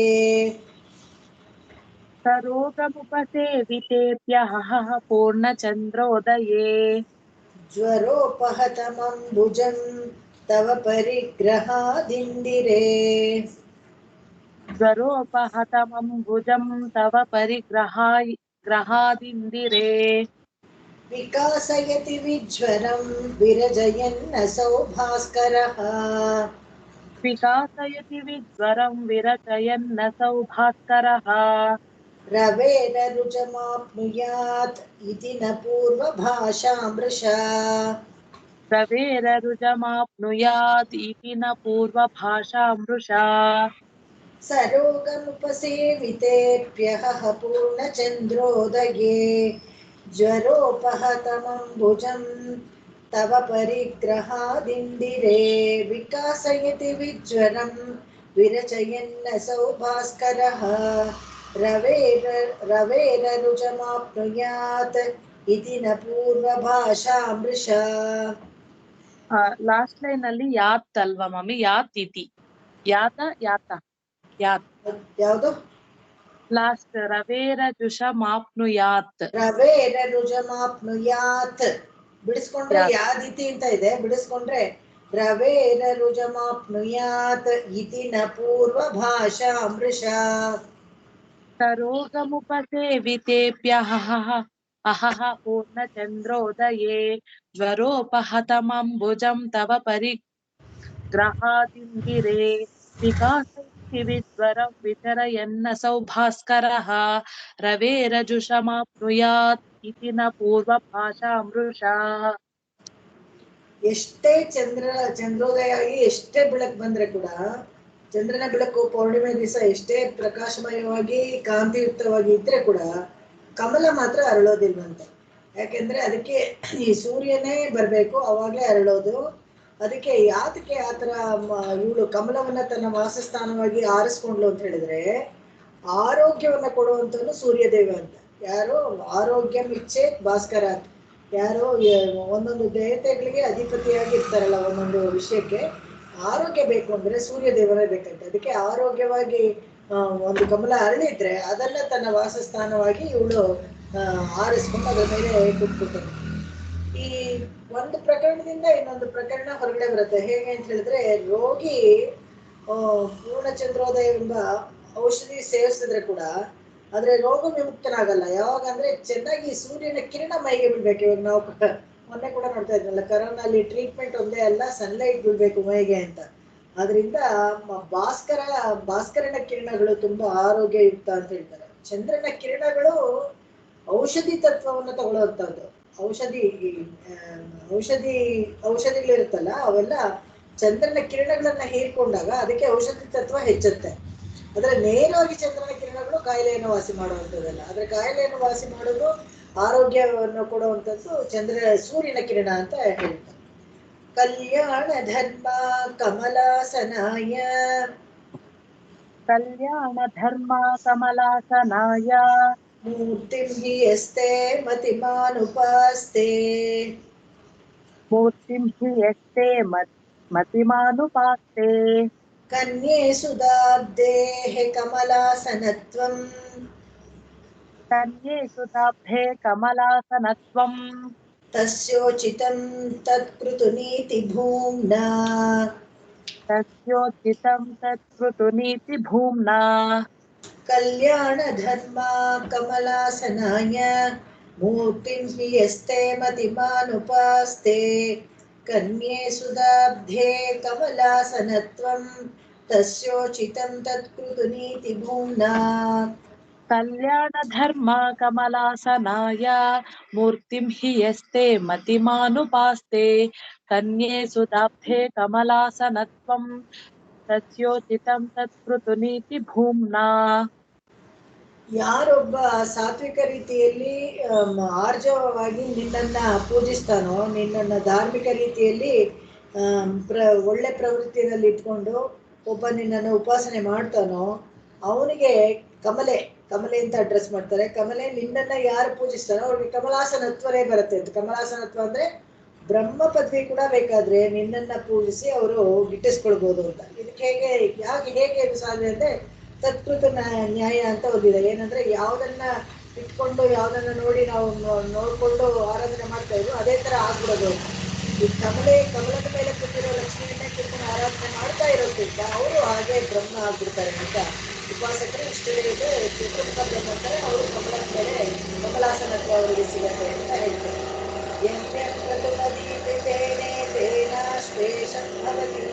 ಶ್ರುತಿವಾಕ್ಯ ಕೂಡ ಹೇಳುತ್ತೆ. ಹೇಗೆ ಅಂದ್ರೆ ಯಾವ್ಯಾವ್ದನ್ನ ನೋಡ್ಕೊಂಡು ಹೇಗಿರ್ತೀವೋ ಹಾಗೆ ಆಗ್ಬಿಡ್ತೀವಿ. ಇದನ್ನ ಉದ್ಧವ ಗೀತೆನಲ್ಲಿ ಕೂಡ ಹೇಳ್ತಾರೆ.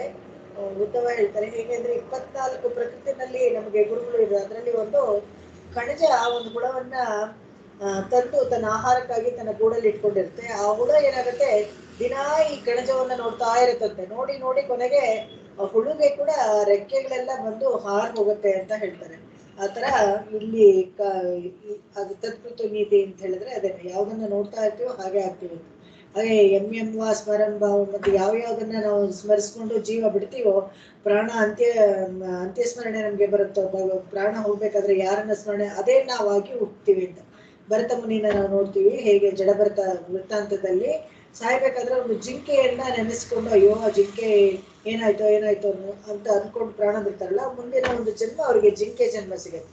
ಆತರ ಇದು ತತ್ಕೃತಿಯಾಗಿ ಇದನ್ನ ಹೇಳ್ತಾರೆ. ಕಮಲೆಯನ್ನು ಆರಾಧನೆ ಮಾಡೋದ್ರಿಂದ ಈ ತರ ಬರುತ್ತೆ.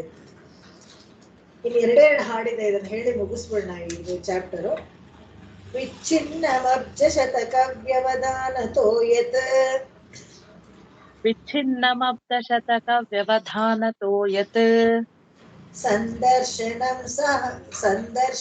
ಸಹ ಭುವ ಶಶಿನ ಕದಾಚಿತ್ ಸಂದರ್ಶನಂ ಸಹ ಭುವಃ ಶಶಿನಾ ಕದಾಚಿತ್ ತತ್ಪದ್ಮವಾಸಿನಿ ತದೀಕ್ಷಣವರ್ಜನಾಯ ತತ್ಪದ್ಮವಾಸಿನಿ ತದೀಕ್ಷಣವರ್ಜನಾಯ ತಸ್ಯೋದಯೇಷು ನಿಜ ಸದ್ಮ ಕಿಮಾ ವೃಣೋಷಿ ತಸ್ಯೋದಯೇಷು ವಿಚ್ಛಿನ್ನಮಬ್ಜಶತಕವ್ಯವಧಾನತೋ ಯತ್ ಸಂದರ್ಶನಂ ಸಹ ಭುವಃ ಶಿಶಿನಃ ಕದಾಚಿತ್ ತತ್ಪದ್ಮವಾಸಿನಿ ತದೀಕ್ಷಣವರ್ಜನಾಯ ತಸ್ಯೋದಯೇಷು ನಿಜ ಸದ್ಮ ಕಿಮಾ ವೃಣೋಷಿ विच्छिन्नमब्दशतकव्यवधानतो यत् सन्दर्शनं सह भुवः शिशिना कदाचित् तत्पद्मवासिनि तदीक्षणवर्जनाय तस्योदयेषु निजसद्म किमावृणोषि ಇದು ಶಾಸ್ತ್ರದಲ್ಲಿ ಒಂದು ಹೇಳೋದುಂಟು. ಹೇಗೆ ಅಂದ್ರೆ, ಒಬ್ಬರನ್ನ ಬಂಧುತ್ವ ಇರೋರು ಅವರನ್ನ ಅಕಸ್ಮಾತ್ 12 ವರ್ಷ ಕಾಲ ನಾವು ನೋಡದೆ ಹೋದ್ರೆ ಮತ್ತೆ ಅವರನ್ನ ಯಾವ್ದಾದ್ರು ಒಂದು ದೇವಸ್ಥಾನದಲ್ಲಿ ಭೇಟಿ ಆಗ್ಬೇಕು, ಅಥವಾ ಅಲ್ಲಿ ದೇವಸ್ಥಾನದಲ್ಲಿ ಭಗವಂತನ ಸಾನ್ನಿಧ್ಯದಲ್ಲಿ ನೋಡ್ಬೇಕು. ಹಾಗೆ ಎಣ್ಣೆ ತಟ್ಟೆನಲ್ಲಿ ಮುಖ ನೋಡ್ಬಿಟ್ಟು ಆಮೇಲೆ ನೋಡ್ಬೇಕು, ನೇರವಾಗಿ ಅವ್ರ ಮುಖ ನೋಡಬಾರ್ದು ಅನ್ನೋದು ಒಂದು ಶಾಸ್ತ್ರ. ಹೇಗೆಂದ್ರೆ, ನಮ್ಮ ತಾತ ಹೇಳೋರು, ನಮ್ಮ ಚಿಕ್ಕಪ್ಪದರಿಬ್ರು ಅಮೆರಿಕಲ್ಲಿರೋರು. ಅದಕ್ಕೆ ಒಂದ್ಸತಿ ತುಂಬಾ 10 ವರ್ಷ ಆಗೋಯ್ತು ಬಂದೆ ಅಂತ ಹೇಳಿದ್ರೆ, ಬಂದಿರ್ಲಿಲ್ಲ ಒಂದು ಚಿಕ್ಕಪ್ಪ. ಅವಾಗ ಕರೆದು ನೀನು ಬಂದ್ಬಿಡು 10 ವರ್ಷಕ್ಕೆ ಮುಂಚೆ ಇಲ್ದಿದ್ರೆ ಆಮೇಲೆ ನೋಡ್ಬೇಕಾದ್ರೆ ಶ್ರಮ ಆಗತ್ತೆ, ದೇವಸ್ಥಾನದಲ್ಲಿ ನೋಡ್ಬೇಕು. ಇವಾಗೆಲ್ಲ ಏನು ಎಲ್ಲ ವಾಟ್ಸಪ್ ಅದು ಇದು ಬಂಧುತ್ವಗಳೆಲ್ಲ ಅದರಲ್ಲೇ ನಡೀತಾ ಇದೆ. ಸ್ವಂತ ಇದರಲ್ಲಿ ಇಲ್ಲಿ ಸಹೋದರದವ್ರಿಗೆ ಹೇಳ್ತಾರೆ ಇದು. ಸಾಮಾನ್ಯವಾಗಿ ಬಂಧುಗಳಲ್ಲಿ ಹಾಗೆ ಹೇಳೋದುಂಟು. ಸಹೋದರರನ್ನ 12 ವರ್ಷ ಕಾಲ ನೋಡದೆ ಹೋದ್ರೆ ಸತ್ತಂತೆ ಲೆಕ್ಕ ಅಂತ. ಯಾಕೆ ಅಂತ ಹೇಳಿದ್ರೆ, ಈ ಇಂಡಿಯನ್ ಪೀನಲ್ ಕೋಡ್ ಅಲ್ಲಿ ಕೂಡ ಇದೇ ತರ ಇದೆ. ಕೋರ್ಟ್ ಅಲ್ಲಿ 12 ವರ್ಷ ಕಾಲ ಅವ್ರು ಬರ್ದೇ ಹೋದ್ರೆ ಅವ್ರ ಆಸ್ತಿನ ಬೇಕಾದ್ರೆ ಬೇರೆಯವ್ರು ಕ್ಲೈಮ್ ಮಾಡ್ಕೋಬಹುದು. ಈಗ ಬ್ಯಾಂಕಲ್ಲಿ ಒಂದ್ಸತಿ ಒಬ್ರು ಲೋನ್ ತಗೊಂಡಿದ್ರು, ಹೌಸಿಂಗ್ ಲೋನು. ಪಾಪ ಮಿಸ್ಸಿಂಗ್ ಕೇಸು. ಅವಾಗ 12 ವರ್ಷ ಕಾಲ ಆದ್ಮೇಲೆ ಅವಾಗ ಬಂದು ಸರ್ನ ಕೇಳ್ತಾ ಇದ್ರು, ಅವರು ಮ್ಯಾನೇಜರ್ ಆಗಿದ್ರಲ್ಲ, ಹೇಗೆ ಅಂತ. ಅವಾಗ ಹೇಳಿದ್ರು 12 ಇಯರ್ಸ್ ಆಗ್ಬಿಟ್ರೆ ಬೇಕಾದ್ರೆ ನೀವು ಅಫಿಡವಿಟ್ ಕೊಟ್ಬಿಟ್ಟು ಕೋರ್ಟಲ್ಲಿ ಆ ಹೌಸಿಂಗ್ ಪ್ರಾಪರ್ಟಿನ ಕ್ಲೇಮ್ ಮಾಡ್ಬೋದು ನೀವು ಅಂತ. ಆ ಥರ ರೂಲ್ಸ್ ಕೋರ್ಟ್ ಲಾನಲ್ಲಿ ಕೂಡ ಆ ಥರ ಮಾಡಿದ್ದಾರೆ. ಇಲ್ಲಿ ಕವಿಗಳು ಏನು ಹೇಳ್ತಾರೆ ಅಂದರೆ, ನೀವು 1000 ವರ್ಷ ಆಗೋಯ್ತು ಚಂದ್ರನ್ನ ನೋಡ್ಬಿಟ್ಟು, ಅದಕ್ಕೆ ಚಂದ್ರೋದಯ ಆದರೆ ಈ ಶಾಸ್ತ್ರ ಎಲ್ಲ ಪಾಲಿಸ್ಬೇಕಲ್ಲ ಅಂತ ನೀನು ಬಾಗಿಲು ಮುಚ್ಕೊಂಡ್ಬಿಟ್ಟಿದ್ಯಾ, ನೋಡೋದೇ ಬೇಡ ಅಂತ ಹಾಸ್ಯವಾಗಿ ಹೇಳ್ತಾರೆ ಇಲ್ಲಿ. ಅಂದರೆ ಕಮಲ ಮುಚ್ಕೊಂಡ್ಬಿಡುತ್ತಲ್ಲ, ಅದಕ್ಕೆ ಒಂದು ಚಂದ್ರ ಬರ್ತಾನೆ ಅಂದ ತಕ್ಷಣ ಮುಚ್ಕೊಂಡ್ಬಿಡ್ತೀಯ, ಅದಕ್ಕೇನಾ ಅಂತ. ವಾರಿಜವನಸ್ಯ ಭಾಗ್ಯಂ ವರ್ಣಯಿತಂ ನೈವ ವಯಮವೀಶಕ್ತಾಃ वारिजवनस्य भाग्यं वर्णयितुं नैव वयममीशक्ताः ಕಮಲೆ ತವ ಸ್ಥಿತೋ ಯದ್ವಿಕಲ್ಪಿತಂ ವಕ್ಷಸಾಸನಮಂ ವಿಷ್ಣೋಃ कमले तव स्थितौ यद्विकल्पितं वक्षसा समं विष्णोः ವಾರಿಜವನಸ್ಯ ಭಾಗ್ಯಂ ವರ್ಣಯಿತಂ ನೈವ ವಯಮಮೀಶಕ್ತಾಃ ಕಮಲೆ ತವ ಸ್ಥಿತೋ ಯದ್ವಿಕಲ್ಪಿತಂ ವಕ್ಷಸಾ ಸಮಂ ವಿಷ್ಣೋಃ वारिजवनस्य भाग्यं वर्णयितुं नैव वयममीशक्ताः कमले तव स्थितौ यद्विकल्पितं वक्षसा समं विष्णोः ಅಷ್ಟೆಲ್ಲ ಪ್ರಾಶಸ್ತ್ಯ ಇರುವಂತ ಕಮಲದ ಹೂವನ್ನ, ನಿನ್ನ ಧಾಮ, ನೀನು ಕುಳಿತಿರುವಂತ, ನೀನು ವಾಸ ಮಾಡ್ತಾ ಇರುವಂತ ಸ್ಥಳವನ್ನ ಏನಂತ ಹೊಗಳಲ್ಲಿ, ಏನಂತ ನಾನು ಹೇಳಕ್ಕಾಗತ್ತೆ. ಯಾಕಂದ್ರೆ ಅದು ಭಗವಂತ ನಿತ್ಯ ವಾಸ ಮಾಡುವಂತ ಸ್ಥಳ ಅಂತ ಸಮವಾಗಿದೆ ಅಂತ ಹೇಳ್ಬಿಟ್ಟು ಮುಗಿಸ್ಬೋದಷ್ಟೇ. ಅದಕ್ಕಿಂತ ಜಾಸ್ತಿ ಏನು ಹೇಳಕ್ಕಾಗೋದಿಲ್ಲ. ಯಾಕಂದ್ರೆ ಸಾಕಾಗೋದಿಲ್ಲ, ಎಷ್ಟೇ ಹೇಳಿದ್ರು ಅದು ಮುಗಿಯೋದಿಲ್ಲ ಅನ್ನೋ ಥರ. ಆದ್ರೆ ಅದರ ಮಹಿಮೆ ಹೆಚ್ಚಾಗಿದೆ. ಕಮಲದ ಹೂಗಳಿಗೂ ಅಷ್ಟೇನೆ. ಅದಕ್ಕೇನೆ ಕಮಲದ ಹೂವನ್ನೆಲ್ಲ ಅರ್ಚನೆ ಮಾಡೋದು, ಸಹಸ್ರ ಕಮಲ ಯಾಗಗಳನ್ನೆಲ್ಲ ಮಾಡ್ತಾರೆ. ಅದೆಲ್ಲ ತುಂಬಾ ಪ್ರಾಶಸ್ತ್ಯ. ಹೇಗೆ ಅಂತ ಹೇಳಿದ್ರೆ, ಅಲ್ಲಿ ಭಗವಂತನು ನಿತ್ಯ ವಾಸ ಮಾಡ್ತಾ ಇರೋದ್ರಿಂದ ಅದಕ್ಕೆ ಹೆಚ್ಚುಗಾರಿಕೆ ಉಂಟು ಅಂತ ಹೇಳ್ತಾರೆ. ಇಲ್ಲಿಯೇ ಧಾಮ ವೈಭವ ಸ್ತವಕ ಮುಗಿಯಿತು. ಕವಿತಾರ್ಕಿಕ ಸಿಂಹಾಯ ಕಲ್ಯಾಣ ಗುಣಶಾಲಿನೇ ಶ್ರೀಮತೆ ವೆಂಕಟೇಶಾಯ ವೇದಾಂತ ಗುರವೇ ನಮಃ. ಆಕಾಶಾತ್ ಪತಿತಂ ತೋಯಂ ಯಥಾ ಗಚ್ಚತಿ ಸಾಗರಂ सर्वदेव नमस्कारः केशवं प्रति गच्छति केशवं प्रति गच्छति केशवं प्रति गच्छति ॐ शान्ति शान्ति शान्ति कायेन वाचा मनसेन्द्रियैर्वा बुद्ध्यात्मना वा प्रकृते स्वभावात् करोमि यद्यत् सकलं परस्मै नारायणायेति समर्पयामि. ಎಲ್ಲರಿಗೂ ನಮಸ್ಕಾರ. Thank you. ನಮಸ್ಕಾರ ಮೇಡಮ್.